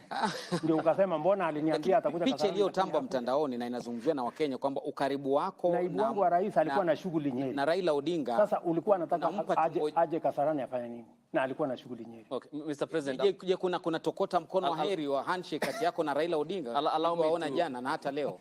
Allow me, Mr. President, to get to the substance element of that conversation in Nyandarua County yesterday. And you premised your government on growing the revenue streams and scaling down on borrowing. That's what you campaigned on? Absolutely. Okay. And I am spot on. Okay. Allow me to quote this treasury data, which shows between October and April, that is last year until April the previous month. Treasury data shows that the new administration, the Kenya Kwanza administration, tapped into loans worth 425 billion Kenya shillings, which is more than 434.6 billion that the Jubilee government borrowed in the same period when it came to power in 2013. You are therefore above by what Uhuru borrowed at the same period by 17.4 billion Kenya shillings. Why the contradictory position? It's not contradictory. Why borrow more? The budget, my friend, we are using is Uhuru's budget. The budget you will hold me to account is the one we are discussing. You know, when you have a budget in place, even if you came into office today, unless you go to parliament to change the way the budget is funded, you can't. They had budgeted to borrow in that budget. They had budgeted to borrow 1.1 trillion. I came using the supplementary budget, I cut it down by 300 billion, right? But you see, the train had left the station. So the borrowing was more because in the budget that was read and passed by parliament, it was meant to be more. All I did is that it wasn't as big as they had anticipated. They had actually wanted to borrow $1.1 trillion. Your Excellency, which I cut down. Budget deficits as at June last year for the current financial year, the budget deficit that had been approved by Parliament was 833 billion shillings. Of course, the Uhuru administration was there. That was a false number, because when we came into office, we found that they had not factored about 130 billion of pending bills. They had not factored almost 90 billion that was meant to be given to counties. They were hiding figures. And that is why I want to run a transparent government. I want to run a government that's accountable. I want my minister and my administration to be asked questions. And that is why I believe in accountability, and I want an opposition that will hold the government to account. And that is why I am against the handshake. Because in a handshake situation, there is no accountability. That is how a government can hide borrowing the way it was hidden in the last budget. What then will you tell the people? If I look at just the figures of the deficits and how much it keeps fluctuating, at the beginning of a financial year, there is what the National Treasury takes to Parliament, and it's approved as a budget and a deficit. And if I look throughout the year, it always gets adjusted halfway through or midway through the year. 2014-2015, the approved deficit was 417 billion shillings. By the end of the financial year, it had risen to 533 billion shillings, a jump of 28%. If I just go into another one, 2018-2019, the approved deficit was 608 billion shillings. It jumped to 734, 21% jump in deficit. This time, you're going to Parliament seeking a deficit of 664 billion shillings and saying, I want to borrow and stay within this. Are you telling the people of Kenya that the Kenya Kwanza administration in the first year will not go back to Parliament and seek to borrow more than 664 billion? Let me first explain why when government says we're going to have this deficit, sometimes they have to borrow more because what they had anticipated to collect, they could not collect. Correct. That's why collection is very important, number one.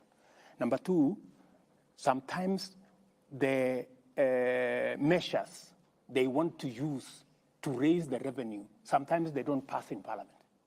So if a certain measure that was supposed to raise 20 billion does not pass, then you have 20 billion short. Then you have to borrow to cover that 20 billion. So that's why sometimes it has to change. I want to tell you, I will do my very best, by God's grace. If Parliament approves my budget the way it is, I will, to the extent possible, make sure that I live to the commitment I have made to make this budget, the deficit, to come down from the current 5.7 to 4.4. And I want to move it further next year. I have said we are better off, building our own resources, using our own taxes. And I have told the people of Kenya, let us be honest to ourselves. We are not overtaxing ourselves. Our taxes are 16% of GDP. Our peers, South Africa, Tunisia, Morocco, and the others, they are at 22, 25, 28% of GDP. If we have to measure up our public goods, if we have to build the roads, if we have to get our education up to standard, if we have to get our health and water and all the other public goods up to standard, we have to pay taxes, we have to agree which areas, can we stimulate so that we do more manufacturing, we do more value addition. By the way, part of the reason why we are in this hole is because our manufacturing came down, from 9% of GDP to 7. I want to move it to 15. By the way, our exports as a percentage of GDP came down from 28% 8 years ago to 10% this year. We just stopped exporting. That's why, if you look at the budget this year, we have introduced export and investment promotion levy on goods that can be manufactured in Kenya. Whether it is cement, we have enough capacity to manufacture. Whether it is clinker, we have enough to manufacture. Furniture, steel. Where we have enough capacity to manufacture responsibly as a country, we must stop importation. We must have, from Kenya. that is why, if you look at my whole budget, I am doing two things. Where we cannot avoid, we raise taxes that are paid by the majority of Kenyans, like VAT on fuel. What we have also done, we have reduced RDL, Railway Development Levy, from 3.5% to 2.5%. We have reduced IDF, import declaration fee, from 2% to 1.5%. We have also reduced many other taxes because I am sensitive that we have to be careful how we tax. We must tax responsibly. Yeah. It is possible for us to move our tax as a percentage of GDP from 14 to 16%, as I am proposing in the budget, responsibly. We can balance out. That's why we are removing tax on gas. We are adding tax here because we want to balance. And we want to make sure that everybody, for example, let me give you another example. We have reinstated before COVID. Turnover tax was 3%. During COVID, it was taken to 1%. We have reinstated it because COVID is behind us. Because we want also the people in the micro and small enterprise space to pay a little bit of tax. This tax cannot be paid for by a few people. We want to spread it.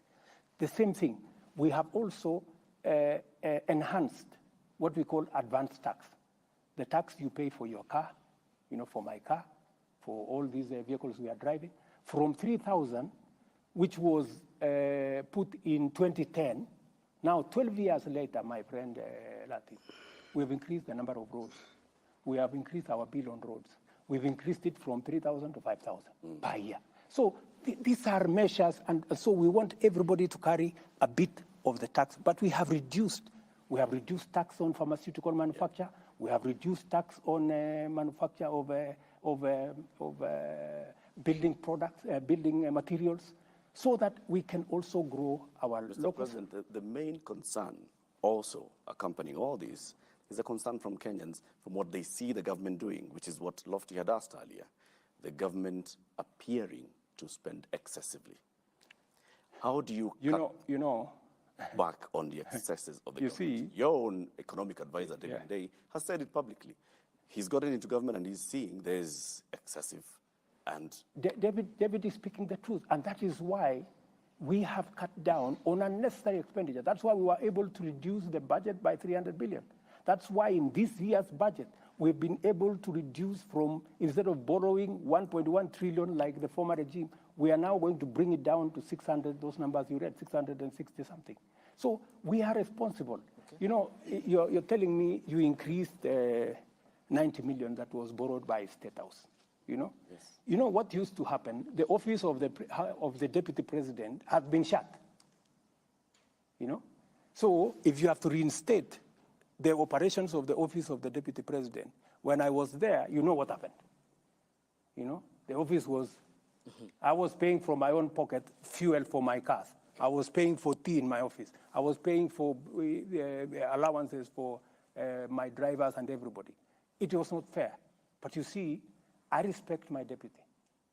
I want my deputy to run his show. And I want my deputy to work in an office that works. My deputy is very busy. Today, he can hardly have time. He is permanently in the office because I have assigned him responsibilities. For example, I assigned him the responsibility of making sure that no Kenyan dies. He was sitting on it with development partners, with other Kenyans, and no Kenyan died because of kukosa chakula. Because when you get people to help you work, work becomes easier and work becomes better. Mheshimiwa Rais, swali hili la nyongeza ya milioni 93 katika Ikulu mimi nimeliuliza na linafungamana na matumizi haswa ya ugatuzi. Na Wakenya wamejiuliza, haswa Wakenya wa matabaka ya chini, pia viongozi haswa maseneta katika mrengo wa upinzani, kwamba je, Rais, wewe ni adui wa ugatuzi ama unaunga mkono ugatuzi, ikitegemewa kwamba ni maseneta wako ambao waliangusha pendekezo hili la tume ya mgao wa ushuru CRA kuongeza mgao hadi bilioni 4.7 wakapitisha naam 407. Na katika hali hiyo, je, unaona wewe unaunga mkono ugatuzi? Manake katika Ikulu unaweza ongeza milioni 93 tu katika kipindi cha wiki moja ikipitishwa, lakini fedha kwenda katika kaunti hakuna mpaka zinapunguzwa. Unaunga mkono ugatuzi ama ni adui wa ugatuzi? Mimi ni rafiki mkubwa sana wa ugatuzi. Basi mbona na waulize magavana wetu. Wananielewa vizuri sana. Na nataka nikueleze, nilizungumza na magavana wetu nikawaambia, my friends, siwezi nikaenda nikakopa tukuje tugawane. Hapana, hiyo siwezi kufanya. Hivyo ndio tulikuwa tunataka tufanye. Hapana. Nikawaambia tugawane ile ushuru tumeokota. Ile ya kuenda kwa sababu mwaka uliopita iliisha mwaka kama tuko na deni ya karibu bilioni 90 pesa ya makaunti. Mimi ndio nimekuja kuilipia. Na ni kwa sababu tulijidanganya, tukawaambia tutawapatia pesa kiasi hii. Haikupatikana hiyo pesa. Ikabidi ivuke iende mwaka unaofuata. So mimi nimewaambia safari hii, ndugu zangu, budget nimepunguza borrowing, ile mikopo kutoka karibu trilioni 1 mpaka milioni 600. Kila mmoja wetu akaze mshipi. Yeah? Sisi tutakaza mshipi upande wa serikali ya kitaifa na kila mtu. Na ndio sababu tulikubaliana na wao pesa ambazo tutagawanya kwa counties ni bilioni 385.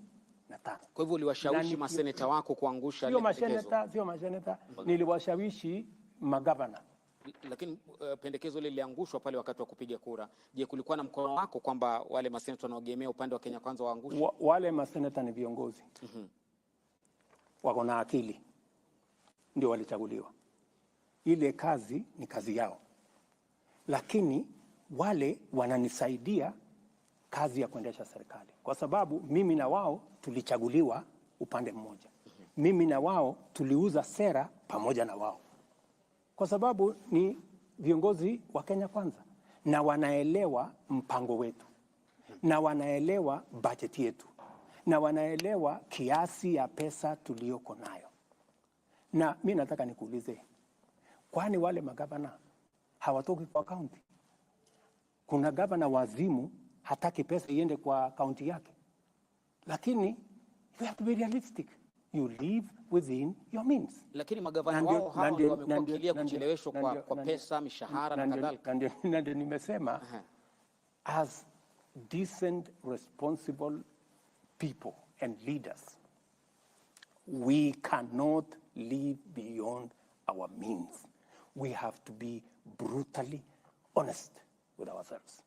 What is possible and what is not possible. And I have sat down. I am the only president who has taken a lot of time. I have sat down with governors for 2 days. We have agreed on what we are going to do. We have agreed on joint plans. In fact, we have agreed with the governors that we are going to co-invest, just to show you the level of comradeship between my administration and the governors. We are going to jointly sponsor county, aggregation, and industrial parks. I have put 5 billion shillings in the budget to support that county function because I want to reduce post-harvest losses. I want to bring on board value addition, because that will happen if there is a partnership between the counties.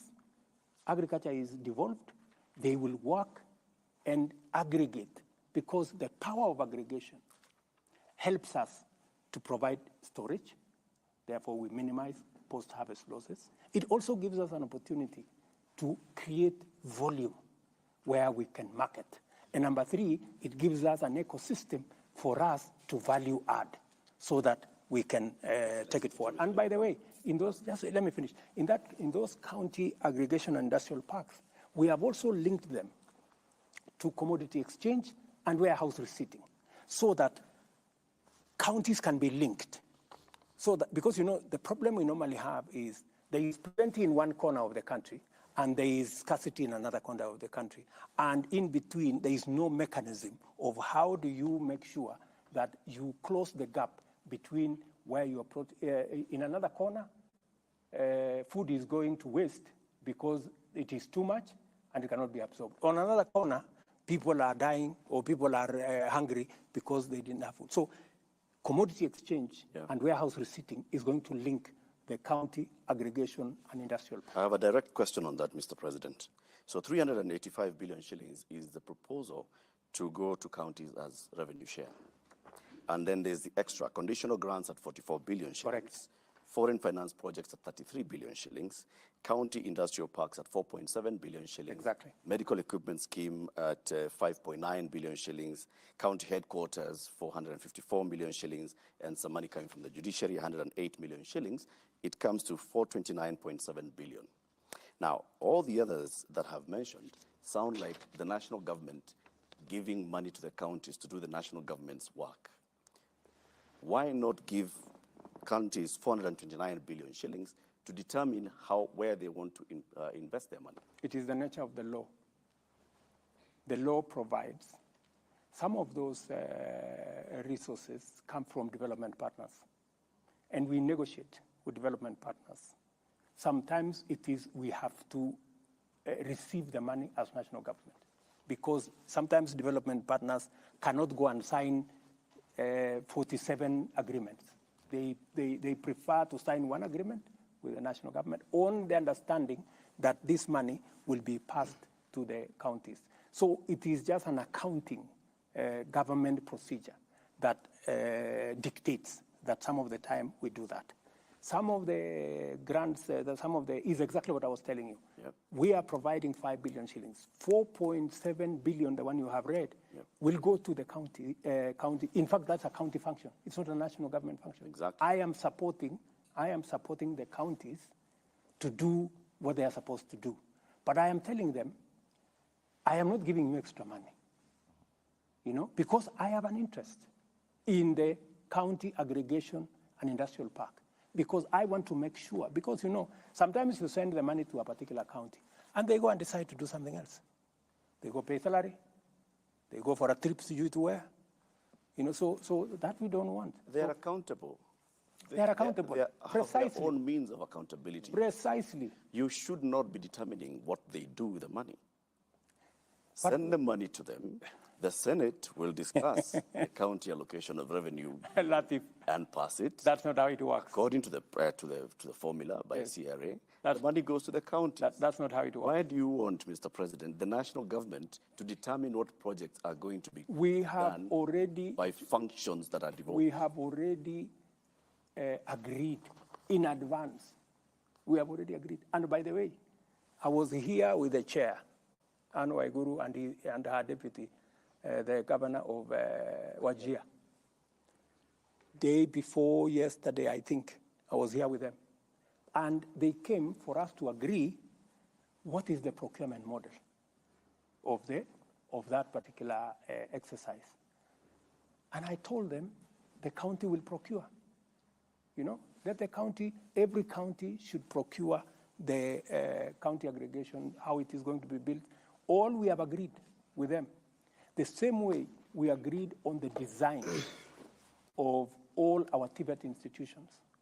We have agreed on one design for the county aggregation. For what purpose? Number one, for standardization. Number two, to avoid another architect going to charge 20 million because they have gone to some place. And so we are approving one generic design. And that is the design that is used everywhere. We've done it with Tibet, it's very successful. Number three, we have also agreed for purposes of accountability, how much it's going to cost.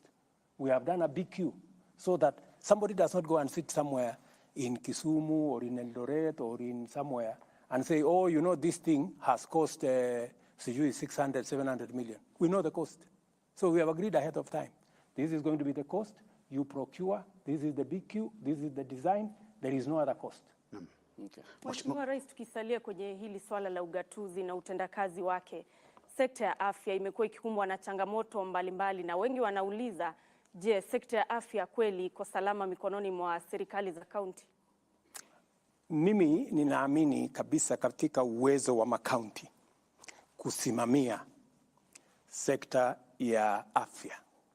Kuna watu wengi wako na msukumo kwamba sekta ya afya irudishwe kwenye national government. Mimi siamini kabisa, kwa sababu mimi nimeona tofauti mkubwa tangu mambo ya afya iwe devolved. Madaktari wameajiriwa, wauguzi, nurses, clinical officers, equipment, ujenzi. So mimi ninaamini kabisa ya kwamba sekta hiyo ya afya imekuwa bora katika mikono ya county governments. Pale kidogo tuko na matatizo, kwa sababu lazima tuseme ni kwamba tuko na matatizo kidogo na wauguzi wenyewe, madaktari na wale manases, na tumekubaliana vile hilo jambo tutalitatua. Na nurses and doctors, they have some legitimate concern. Not actually some, they have legitimate concerns. Ya mambo ya promotion, mambo ya training, na pia counties wako na legitimate reasons. And that is why tumekubaliana na county governments. Tumeketi chini, tukasema we are going to operationalize part of the law that was not operationalized on human resource that is going to help us jointly with county governments to work on the human resource element. How are we going to make sure that the doctors are trained? When they go on training, what happens? Because counties wanatuambia madaktari 10-20 wameenda training miaka 4. Bado wanapata mshahara katika county. Kwa hivyo hawawezi kuajiri daktari mwingine miaka 3, miaka 4. So lazima hapo pia tuketi chini, ni vipi? Ni wakienda katika training, nani atagharamia hiyo training? Tuko tayari kama national government kujadiliana. Tutafanya mgao hapo katikati, tutakubaliana ni vipi, na mimi niko na imani ya kwamba tutakubaliana, kwa sababu we have an interest in doctors being trained. We have an interest in counties being able to provide service. So we must strike a balance. That has been the issue. But to tell you, my dear sister, I am very, I have full confidence, let me say, in the ability of counties to discharge the responsibility of health. Na Mheshimiwa Rais, kuna sekta hii muhimu ambayo pia inataka tuiangazie katika mazungumzo. Just one minute, tafadhali. Sawa sawa. Pia, just to show you how well we are working with the counties, because I believe that reasonable people can arrive at a consensus. We have also agreed with the counties that we are going to have a new paradigm in the delivery of health, that we are going to reduce on curative, we are going to enhance on promotive, and on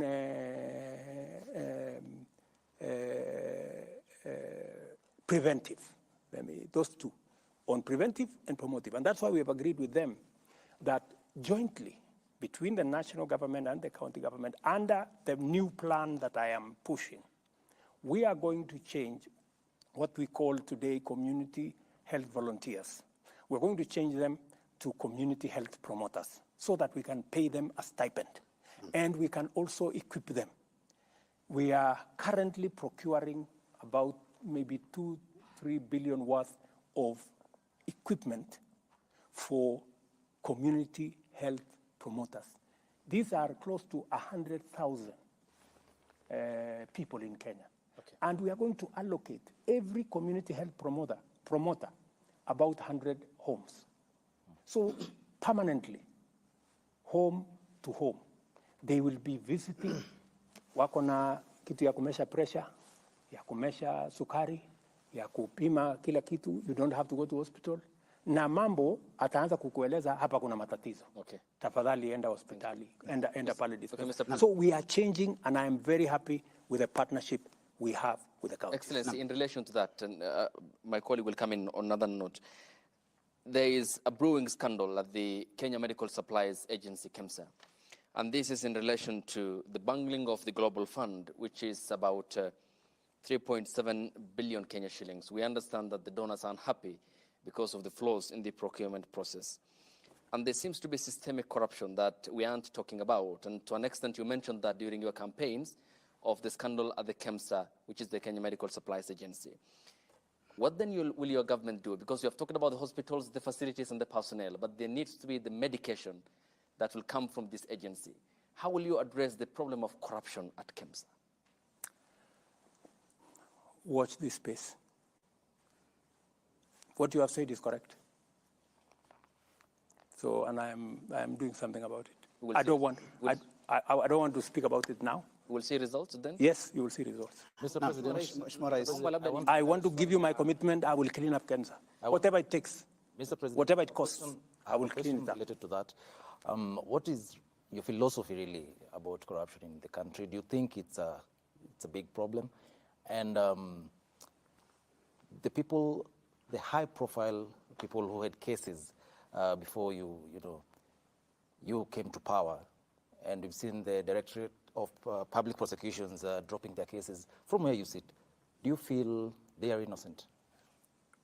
It is not for me to judge anybody to be guilty or innocent. Some of them are your allies. The commitment, even if you are my friend, how do I know whether you are corrupt or not? You know, even you are my ally. So the ability to judge whether one is innocent or not is with the criminal justice system and the investigative agencies. Okay.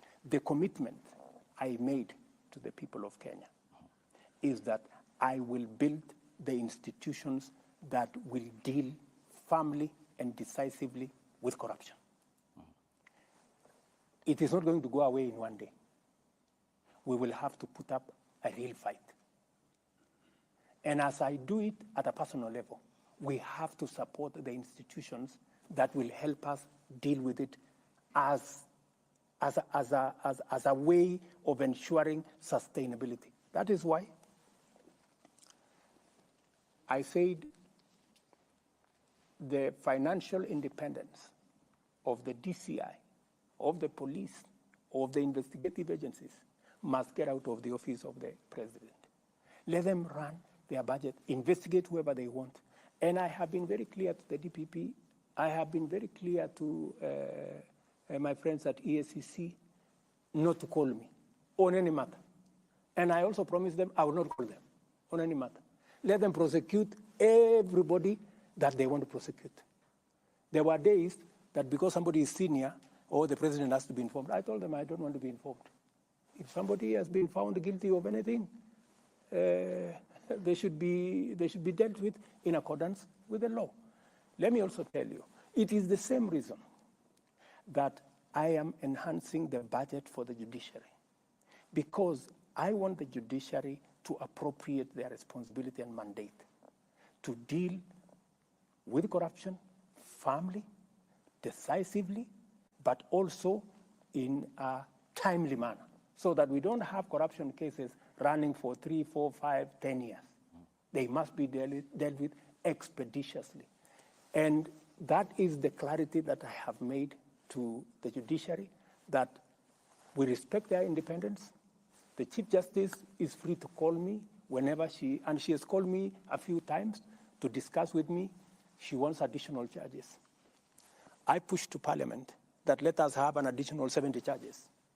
Parliament went and reduced it to, I think, 50, which is okay. It's a good start, you know, because I think we need more men and women in the judiciary to adjudicate on all cases, including corruption cases. She came to me about the budget. We came and discussed with her the areas they wanted in the budget. They wanted a few, they wanted this small claims court. We provided the funding for it. The first one's in Nairobi. We gave them the resources to make sure that they begin the small claims court and another hustler court. It's a smaller court. I don't know whether I'm saying the right one, but that one. Because she said she wants to do bottom up. Small claims court. Yeah, so we provided the resources for it. She came back to me and told me she wants to complete, I think they have about 20 different buildings in different places for courts around the country. That's why I have put money, because that's why I have given them an extra 4 billion shillings, because it is my commitment that we should build the capacity of the judiciary to be able to handle cases. We should build the capacity of the DCI. We should build the capacity of the EACC so that they can do their job. I cannot do everything. I'm a human being. That's true, Your Excellency. With the capacity also comes responsibility. Yes. Those officers that you've mentioned are the ones that have been involved in what we can call the debacle about dropping of cases. The DPP goes to courts and says, I was expecting the DCI to give me more information. The DCI has not given me more information, so I have nothing to take this case forward. The controller of budget went to Parliament, and she actually also spoke about what happened with regards to the Telecom Kenya payment. Now, these are officers who they're independent constitutionally, but they have sworn an oath of office on how to do their job. Do you think they ought to take responsibility for these actions, for taking somebody to court over 8 years, no prosecution proceeds, and then a case is dropped on account of, I do not have evidence? They are the best placed to answer those questions. And they should answer those questions. I mean, if you've taken somebody to court for 8 years, and then you actually did not have a case against them, it was orchestrated, it was malicious, you have something to answer, you know? Because my understanding, from what I have seen in the courts, is that there are people who have been taken to court, and the cases have never moved, you know, from day one. You know, the cases have never made even a step. And it is the reason why I asked Kinoti to resign and leave. Because he was involved in the exercise of politicizing the criminal justice system. Is that sufficient? Which is unacceptable to me, you know, which is unacceptable to me. So, and you can ask Mr. Amin. You can ask the new IG. He rarely receives a call from me on anything, because I want them to do their job. My friend, I have a job to do here. I wake up early, I sleep late. I don't have time to go and do the job of a policeman. Mheshimiwa Rais, I don't have to go and do the job of a judge. Let them also do it. Naomba nilete swali lake karibu na wewe. Wakati wa maandamano ya Azimio wiki ya pili, wiki ya kwanza haswa, kuna wajumbe 5 wa Azimio ambao walikamatwa, akiwemo seneta wa Kilifi Stewart Madzayo, mbunge wa Malindi Amina Munyazi, mbunge wa Kilifi Kusini Ken Chonga, Opiyo Andai na wengineo. Na baada ya wiki moja mlipokutana na kiongozi wa upinzani Raila Odinga na kutoa tangazo kwamba maandamano sasa yatakwisha na mtaunda jopo la upatanishi, siku iliyofuata ilitangazwa kwamba wale mabwana wameachiliwa na hana makosa yoyote. Je, waliachiliwa kwa msukumo wa kisiasa, ama ni hivyo ninavyozungumza kwamba ni kazi ya mtu si yako? Kwa nini sadfa hii ya kwamba leo mapatano, kesho waachiliwa waliokuwa na makosa jana? Kwanza hatukukutana na kiongozi, hiyo ni story yako. Hatukukutana na kiongozi wa upinzani. Nilitoa taarifa yangu, yeye akatoa yake. Hatukukutana. Hiyo ni ya kwanza. Pole kama kuna mtu alikuambia tulikutana. Jambo la pili, hiyo swali lingine ya pili, lakini muhimu kwamba kulikuwa na upatano katika taarifa zenu mbele ya Wakenya, mbele ya umma. Hiyo ya pili, ndugu yangu Matambo. Naam.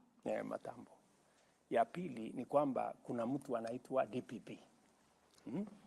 Ofisi yake ni independent kutoka kwangu. Ningekuomba kwa heshima umtafute na umuulize haya maswali. Atakujibu. I am sure you will answer. Hili swali Wakenya walijiuliza, ndio maana mimi nimekuuliza kwa nini SADF. Mimi nilifanya yangu ya kama rais. Mimi nilisema kwa sababu hawa ndugu zetu wamesema ya kwamba wanataka wacha niseme hivi, sitaki kusema sana.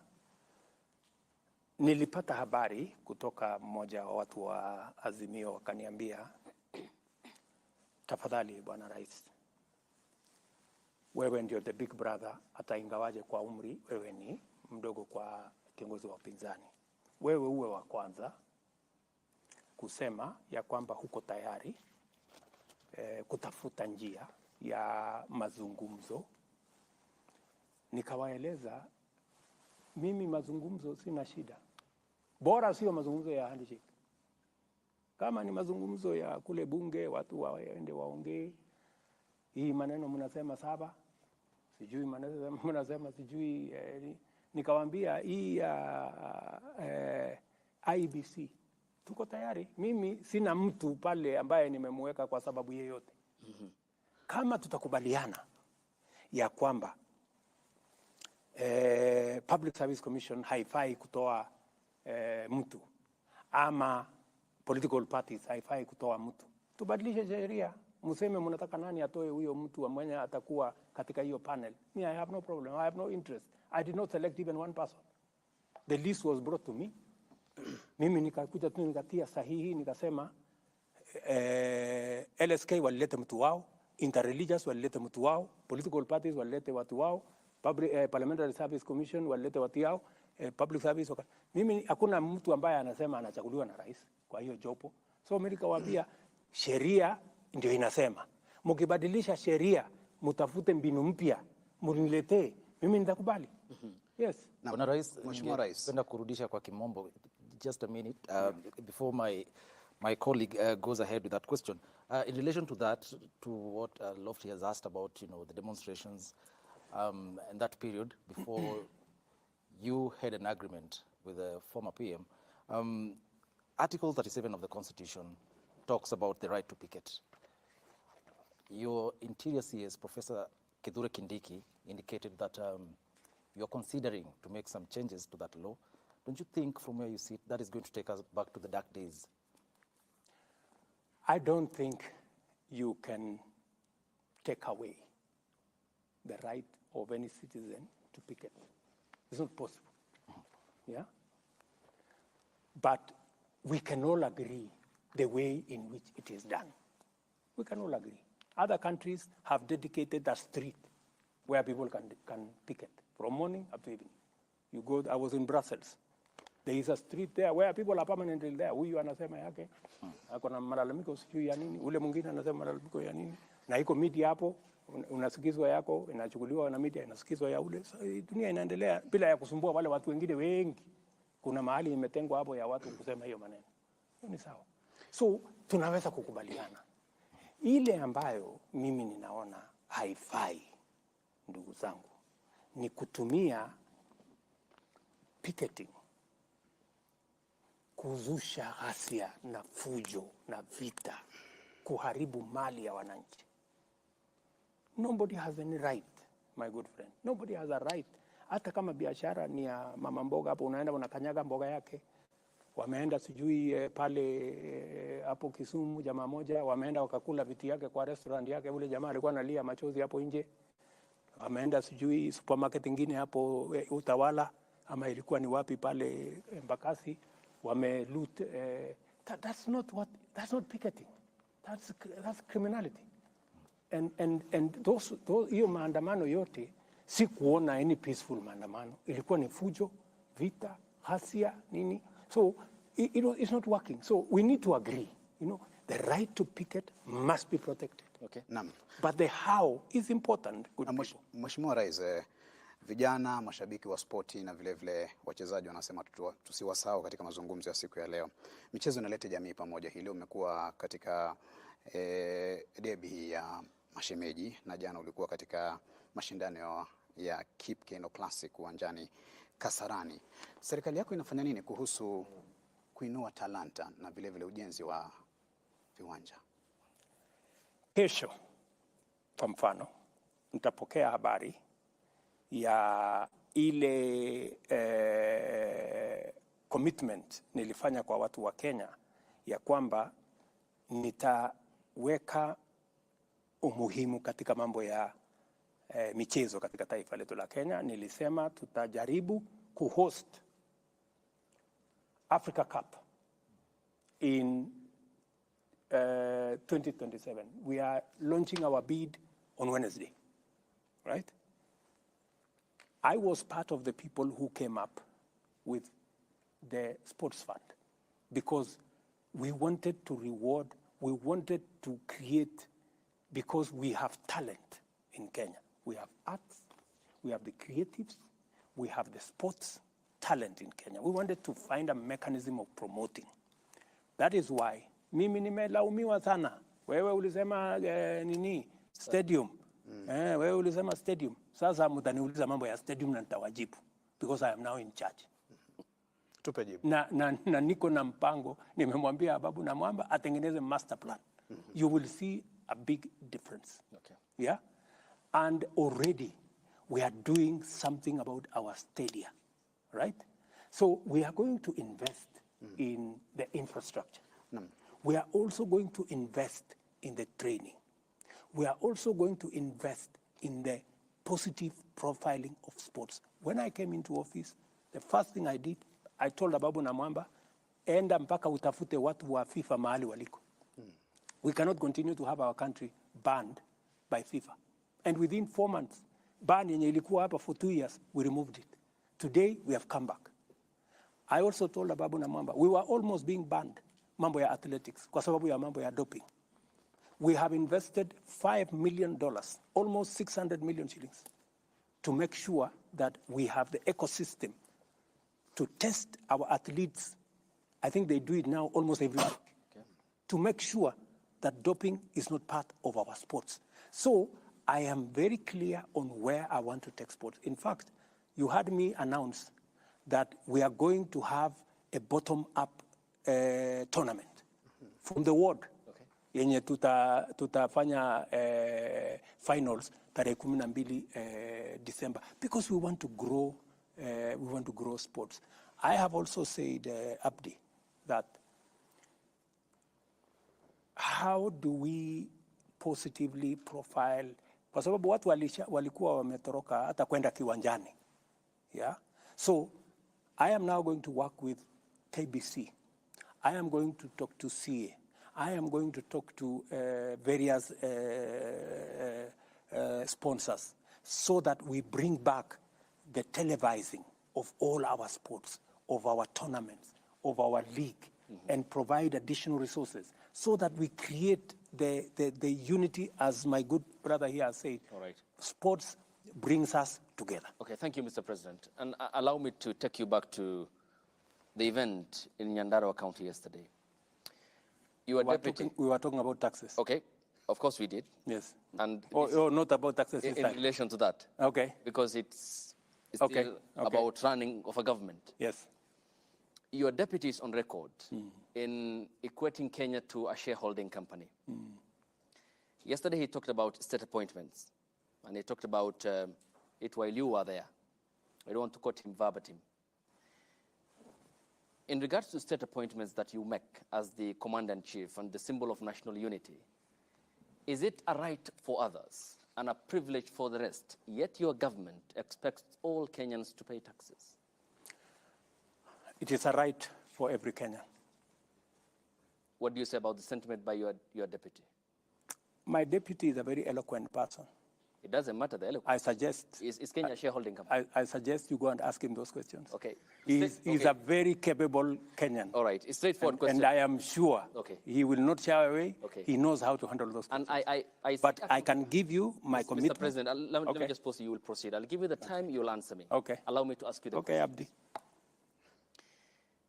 The presidency is a symbol of national unity. Correct. You all represent us, isn't it? Absolutely. What's your view? Is Kenya a shareholding company, or as the Constitution establishes, a secular state where we are all equal before the law? All Kenyans are equal before the law. When it comes to political appointments, right? Everywhere in the world, you know, there are certain considerations you make. There are people who support you, and they have legitimate expectation. That's why they support you. So, when you're making those appointments, you have to consider national balance. You have also to consider your support base. It happens everywhere. Let me tell you, some people take it to the extreme. You can never accuse me or this administration that I have taken my daughter or my son or my relative and made them an MP or made them a minister or made them something. I will not do that. Yeah, I will not do that.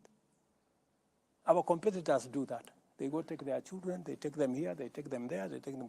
That I will not do. Because I understand where I am coming from, right? Let me also tell you the following. Sometimes, because of our, obsession, allow me to use that word, it's a bit negative, because we are too much interested in this tribe, this guy is this tribe, this guy is this tribe, this guy is this tribe. We get too absorbed in tribe identity, identity politics. It's time we transited from identity politics into politics of interest. Abdi, the 36,000 housing units that I have launched for construction, there are close to 100,000 Kenyans working. There are Kenyans from all over the place. Nobody asks them when they go to those construction sites as community surveyors or technicians or electricians, or nobody asks them which tribe do you come from. I was in Homa Bay to launch the same.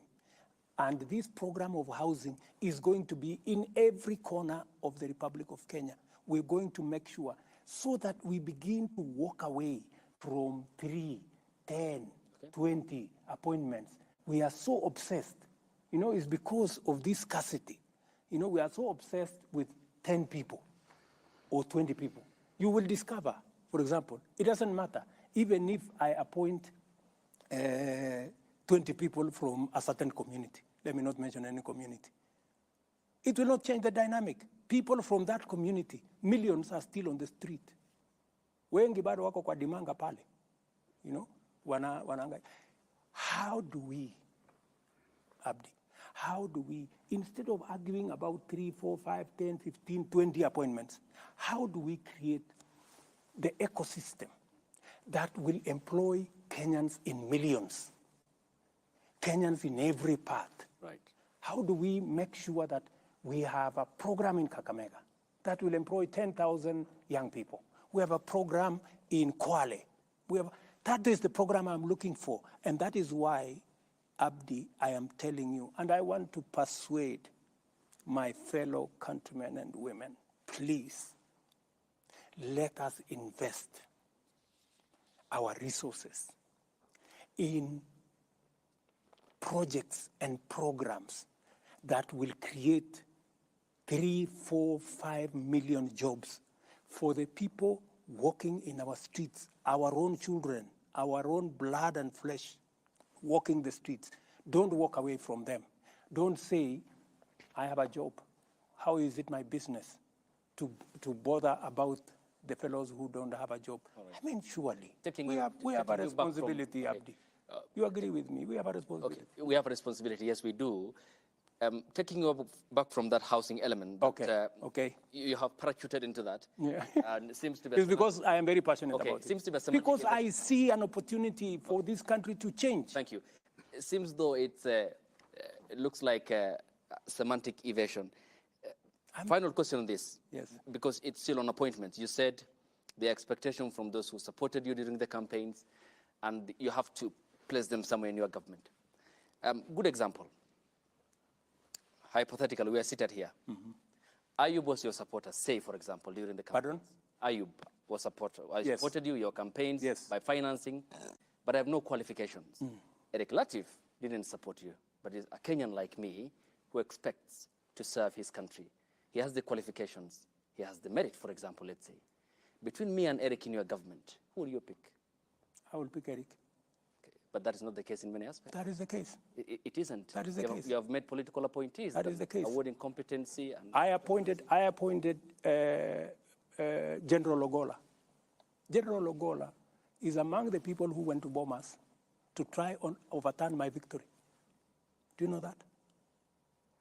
But because when I looked at his CV, he was the best person to be general. I called him and I sat him down. I told him, my friend, you went to Bomas to try and overturn my victory. But because you are the best person to be general, I'm going to give you the job. That is how it works with me.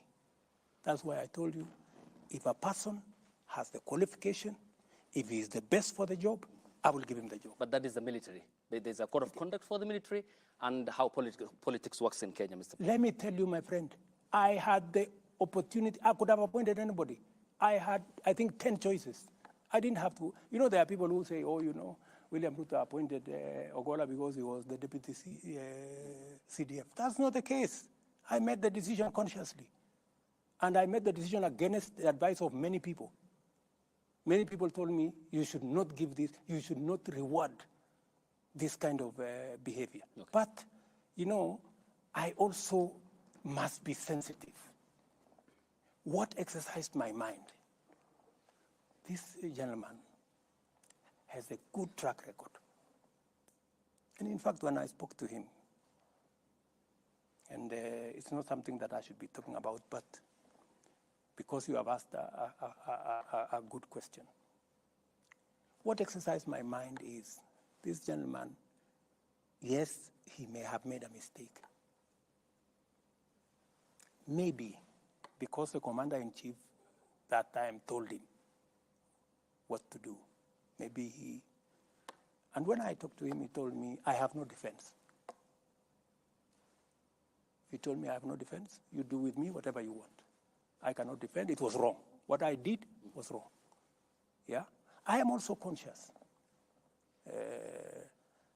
My good friend Ayub, I'm also conscious that since independence, there is nobody from Nyanza who has ever been CDF. And it also played in my mind that I don't want a situation where a whole community think they cannot occupy a certain office. So many things that are part of my system overweighed the mistake he had done.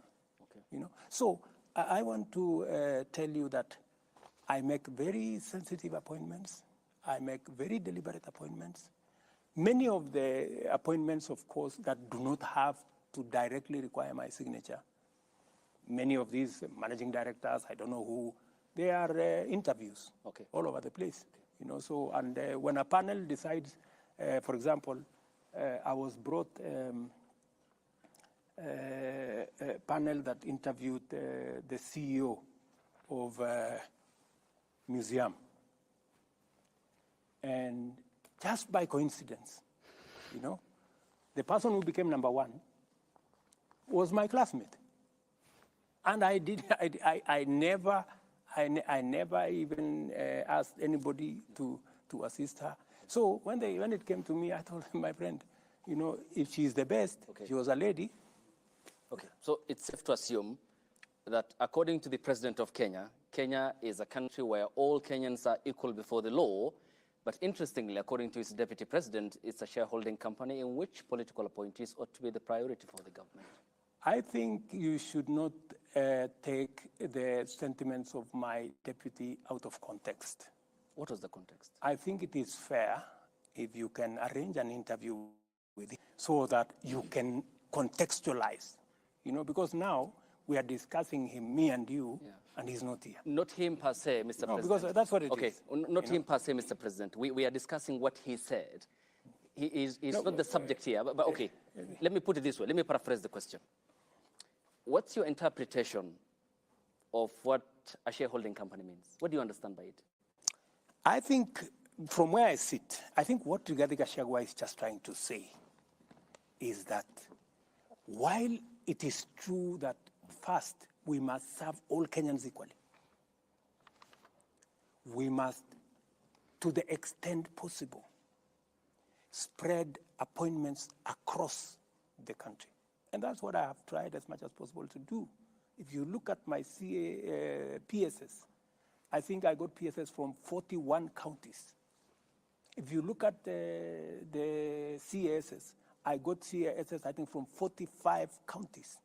Every county has a CAS in my administration, even the ones who voted for my opponent. I put them. If it was the philosophy of my deputy, they wouldn't be shareholders, and therefore they wouldn't qualify. But you know, there is an extent to which you must nationalize, you know. Many people thought, for example, the Hustler Fund. Many people thought, oh, you know, this is just going to be for the people who voted for Kenya Kwanza. It is not. Look at the distribution of the Hustler Fund.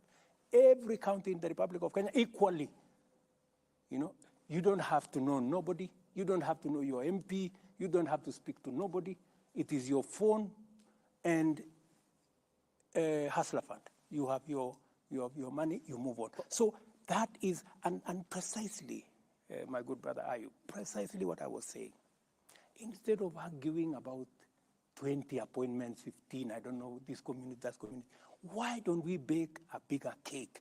Why don't we create 1 million, 2 million jobs so that everybody has a piece of the pie? And that is what I am asking my good people, the people of Kenya, to help me, you know, invest in these programs.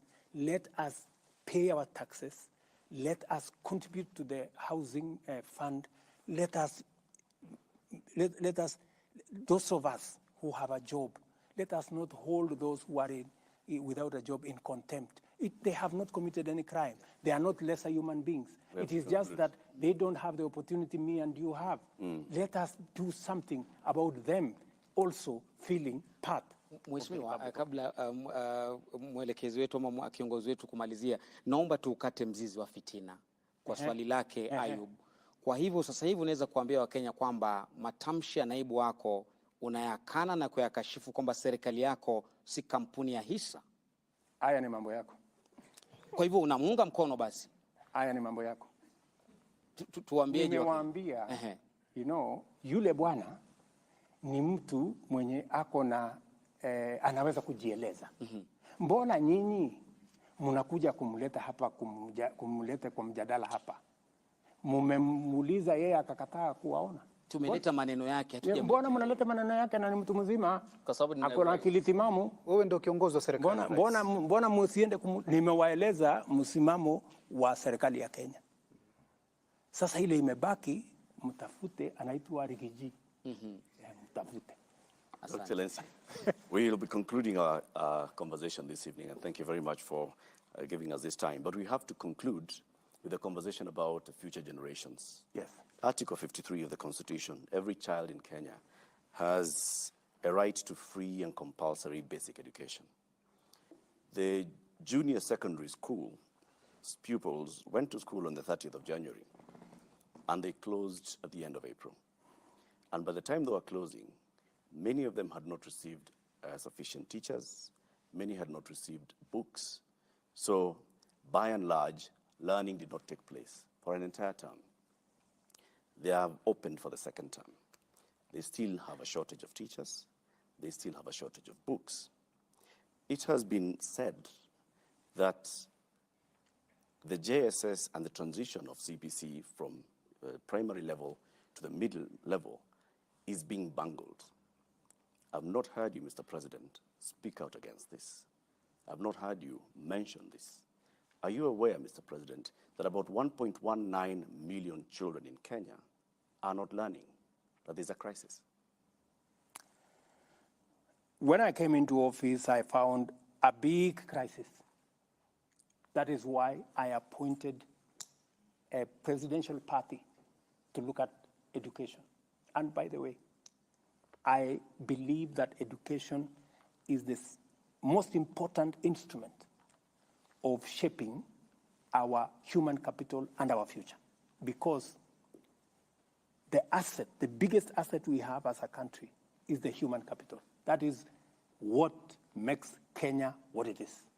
And education is the one that sharpens our education, our human capital, beginning with primary school. When I came into office, what did I do?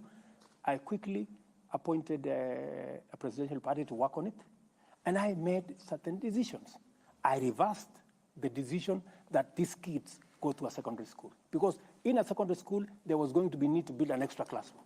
When we had already a classroom, we would have a bigger crisis if we had gone that route. We already have a classroom in the primary section. I said they should be retained in the primary section. I also made the decision that it is not necessary to change the uniform. You know, because many of them, we have a problem there of uniform. I don't know how uniform costs, I don't know, 4,000 to 5,000. I don't understand that. 20,000, Mr. President. 14,000, I don't know. So there is a problem there. There is corruption. We must deal with it. And that's a subject for another day.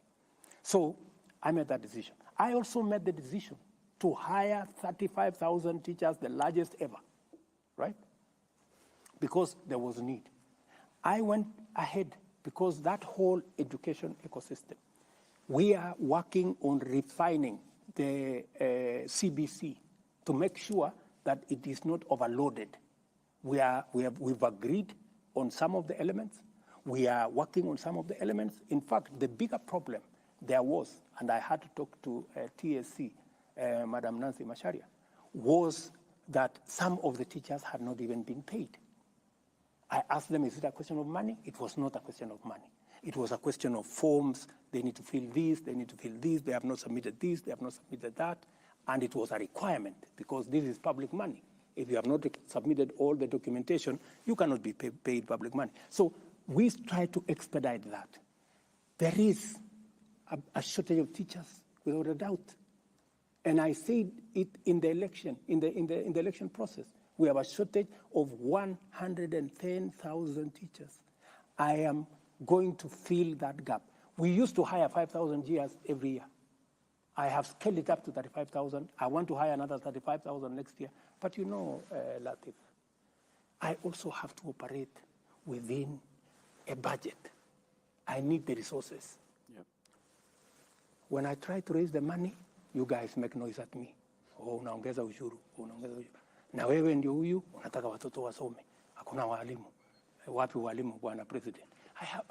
I mean, we all have to balance all these things. So in the meantime, then, Mr. President, for this year, these JSS learners are definitely not going to be able. No, we have made an intervention on how, because you know the part of the problem is there are some primary schools that did not have enough students to be able to qualify to be a junior. To create a junior secondary classroom. So we're trying to see how we can put together some of the institutions. We're also identifying teachers that have diploma so that we can post them into the JSS, because we now have a bit more in the primary school. So we want to promote those ones in the primary so that they can cover the gap.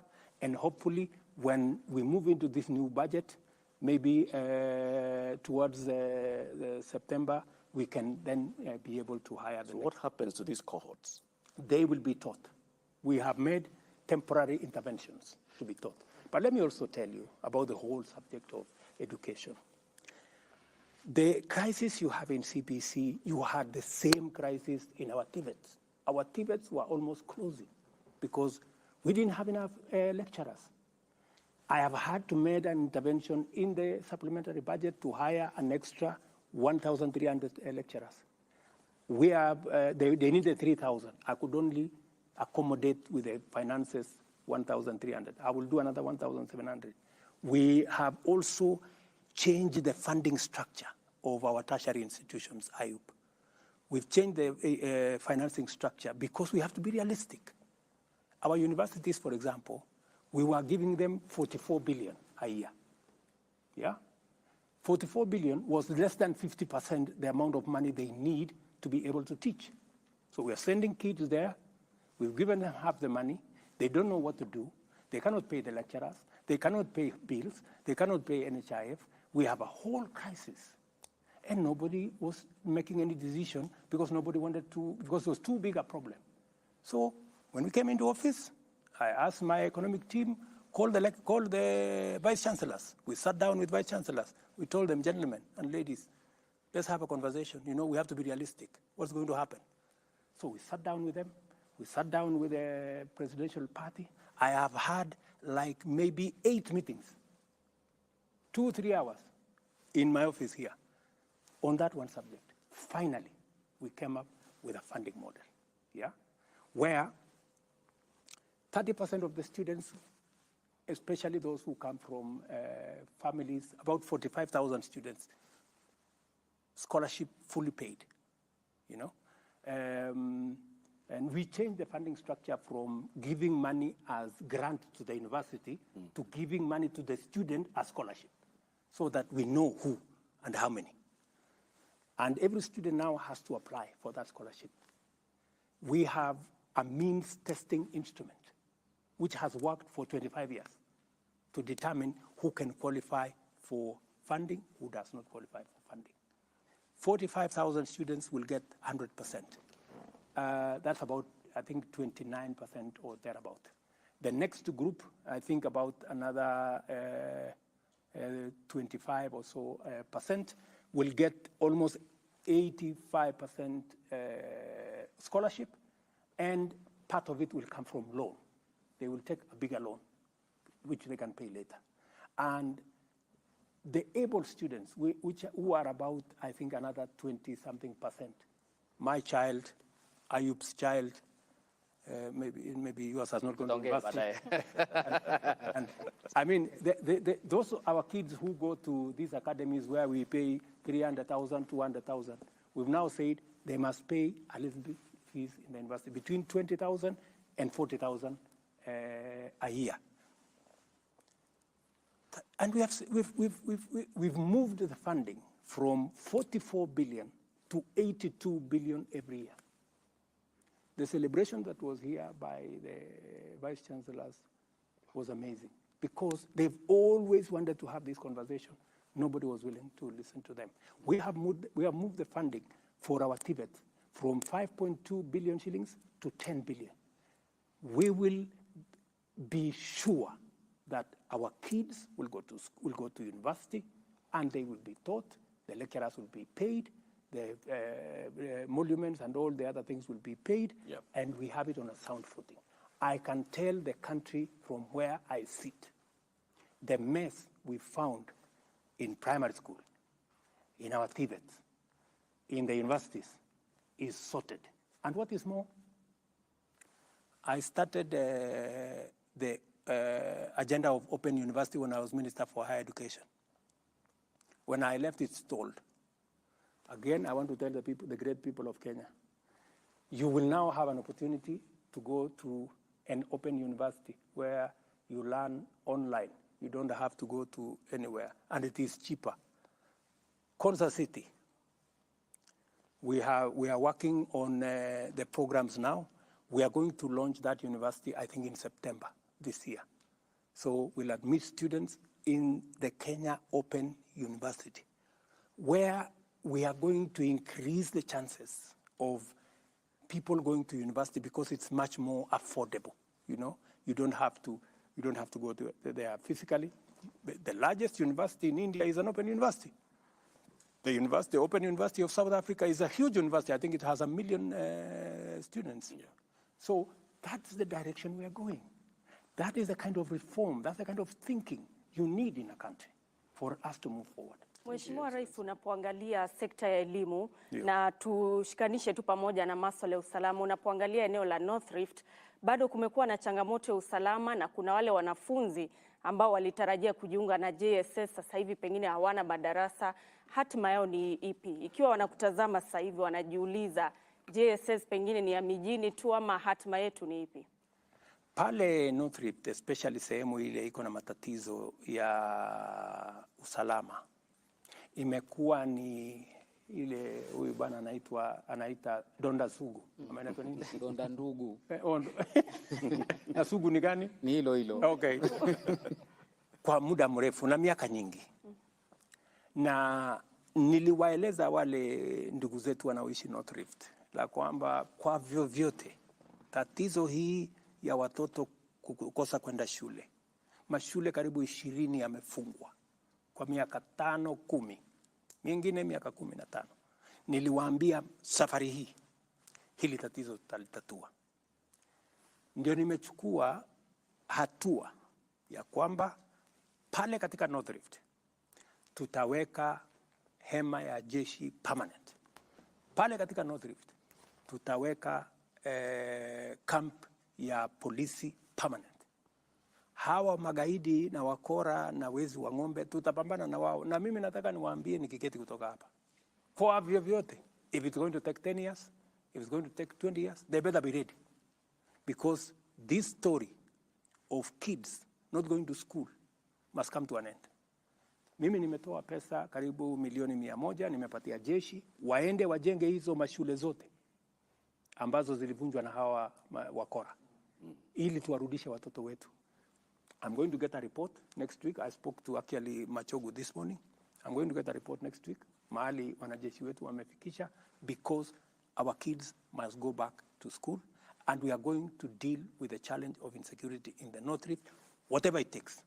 And I have made that commitment as the President of Kenya that North Rift we must get rid of this insecurity in North Rift, because North Rift once and for all. Yes. Naomba mheshimiwa tumemboa time imeisha. Uliza swali la mwisho. Naomba tu kuongeza bizari kwenye swali lake Nancy la masuala ya Baringo.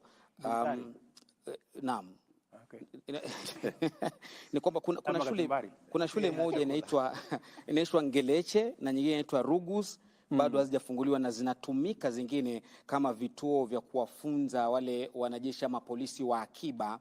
Ni miezi 3 sasa ama 4 katika operation hii ambayo inaendelea, na Wakenya wanasema hawajaona matunda yoyote, kwamba watu wameshikwa ambao ni magaidi na wale majahili katika eneo lile. Ukijibu hilo, ni juzi tu waziri wako wa usalama wa ndani Kindiki Kithure alikuwa katika eneo la mpakani mwa Somalia, Ethiopia na Kenya kukutana na mawaziri wengine, na kuna mpango kwamba eneo ambalo lilikuwa limefungwa kwa zaidi ya miaka 10 huenda likafunguliwa. Ni kwamba katika ukanda huo sasa kuna usalama, mmepambana na magaidi vilivyo kama serikali ama namna gani? Ni kweli. Nimeenda by the way mpaka hiyo shule ya Rugus. Na ukienda pale utapata matatizo sana. Ukiyaona yale mambo yako vile mambo yalivyo pale. Na ndio sababu niliamua ya kwamba kwa vyovyote, hata kama itanigharimu nini, lazima hii jambo tulitatue.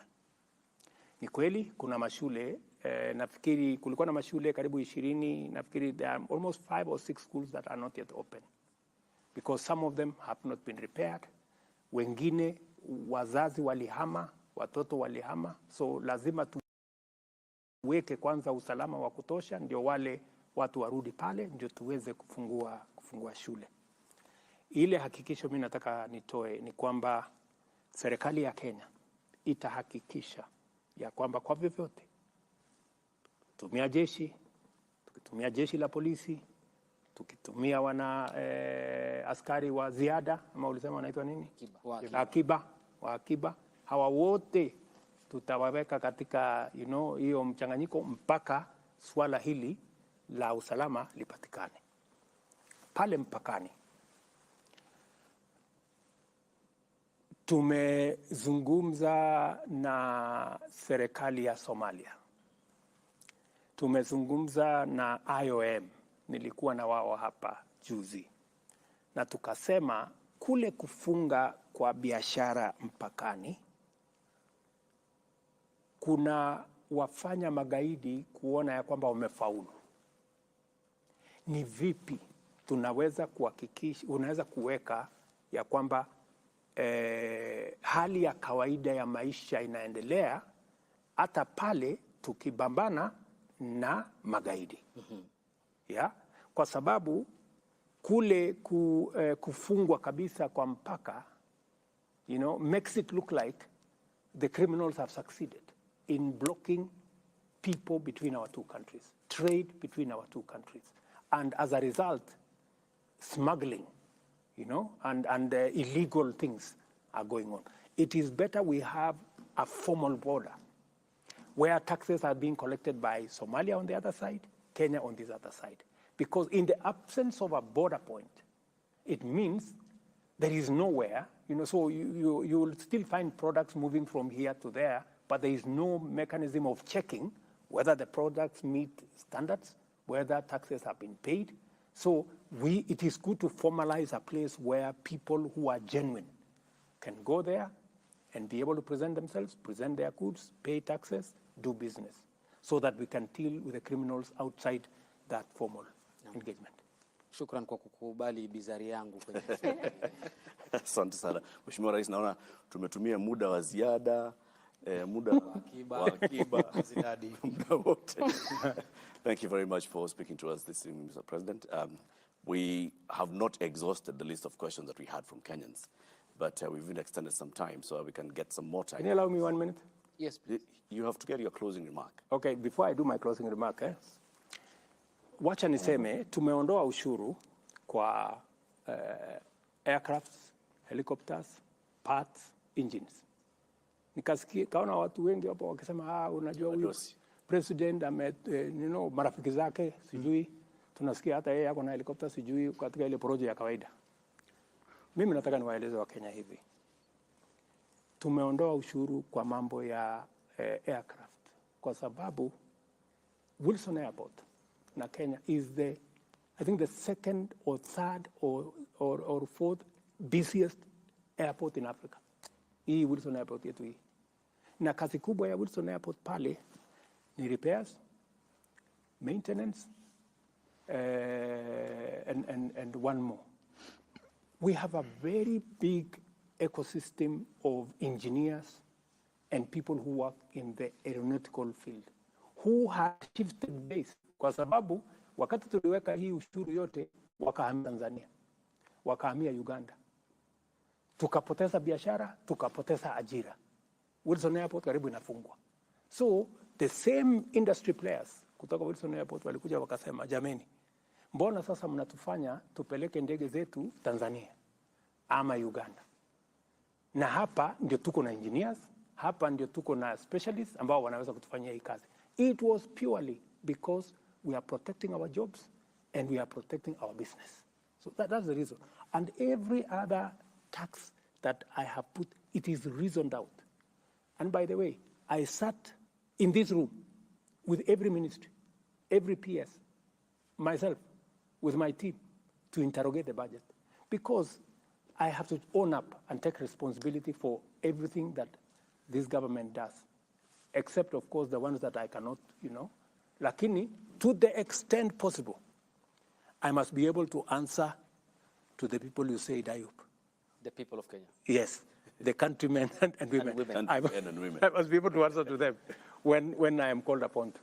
What if the ladies and gentlemen in the National Assembly and the Senate do not pass the finance bill? Then what? We will cross that river when we get there. But I think I have made, and I will continue to make, a persuasive argument. I believe in engagement. I believe in working with people. That's why I'm taking time to explain myself. I don't think there is any other president who has explained himself the way I do, because I want to persuade the people of Kenya. I don't want to impose things on people. I want them to understand. I want them to criticize what we are proposing. But we must all be objective, you know. Is it reasonable? Does it make sense? You know, because, you know, we have a country, my friend, and I want to tell you, Latif and this great team, Eric, Lofty, and my dear sister here, and my good brother, that this country does not belong to William Ruto. It doesn't belong to the president. It doesn't belong to anybody. It belongs to all of us. We are here. We will fly together, or we will crash together, you know. By God's grace, I am the leader today, you know, and I owe it to the people of Kenya and God, who I swore by the Bible to do the right thing for this nation. I must make a contribution. It is not always that you get an opportunity like the one I have to make a difference in a nation. And I want to be understood that whatever we are proposing, we want the best for our country. From where I sit, I understand. Many people criticize, wewe, nani alikuambia ati tunahitaji manyumba? Wewe, wacha hizo. You know, like for example, this fertilizer thing. Allow me this 1 minute.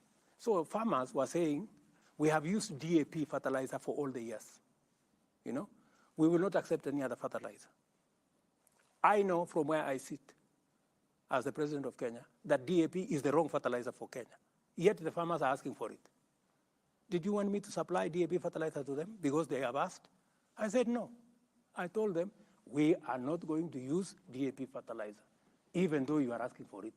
We are going to give you the right fertilizer. It is called NPK, and that's what we are going to supply.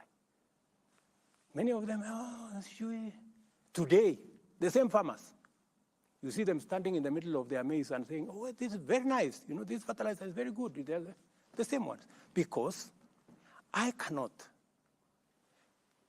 do the wrong thing because people are asking for it. No, I have to do the right thing. You know, I better be criticized.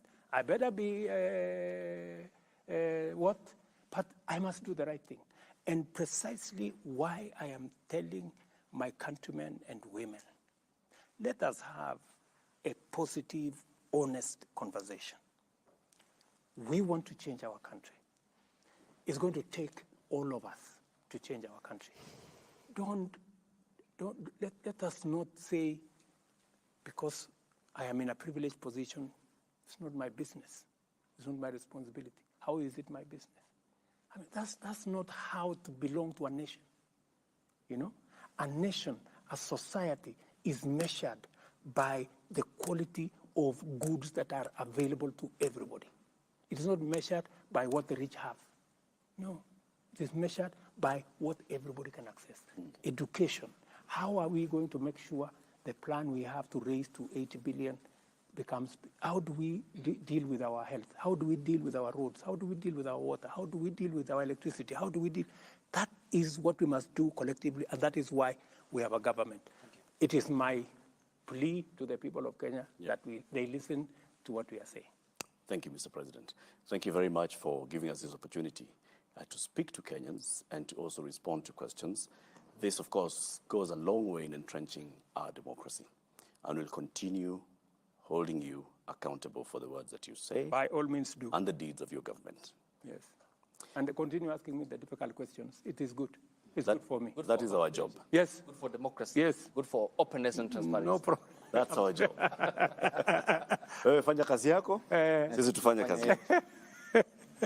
And thank you very much for tuning into this conversation with His Excellency President William Ruto this evening. Thank you for all the questions that you had shared with us earlier. Unfortunately, we were not able to pose all the questions, but we hope that you've gotten sufficient answers to the questions that we have asked and the answers that the President has given. Asanteni sana. This has been a joint broadcast of several media houses. Have a good evening.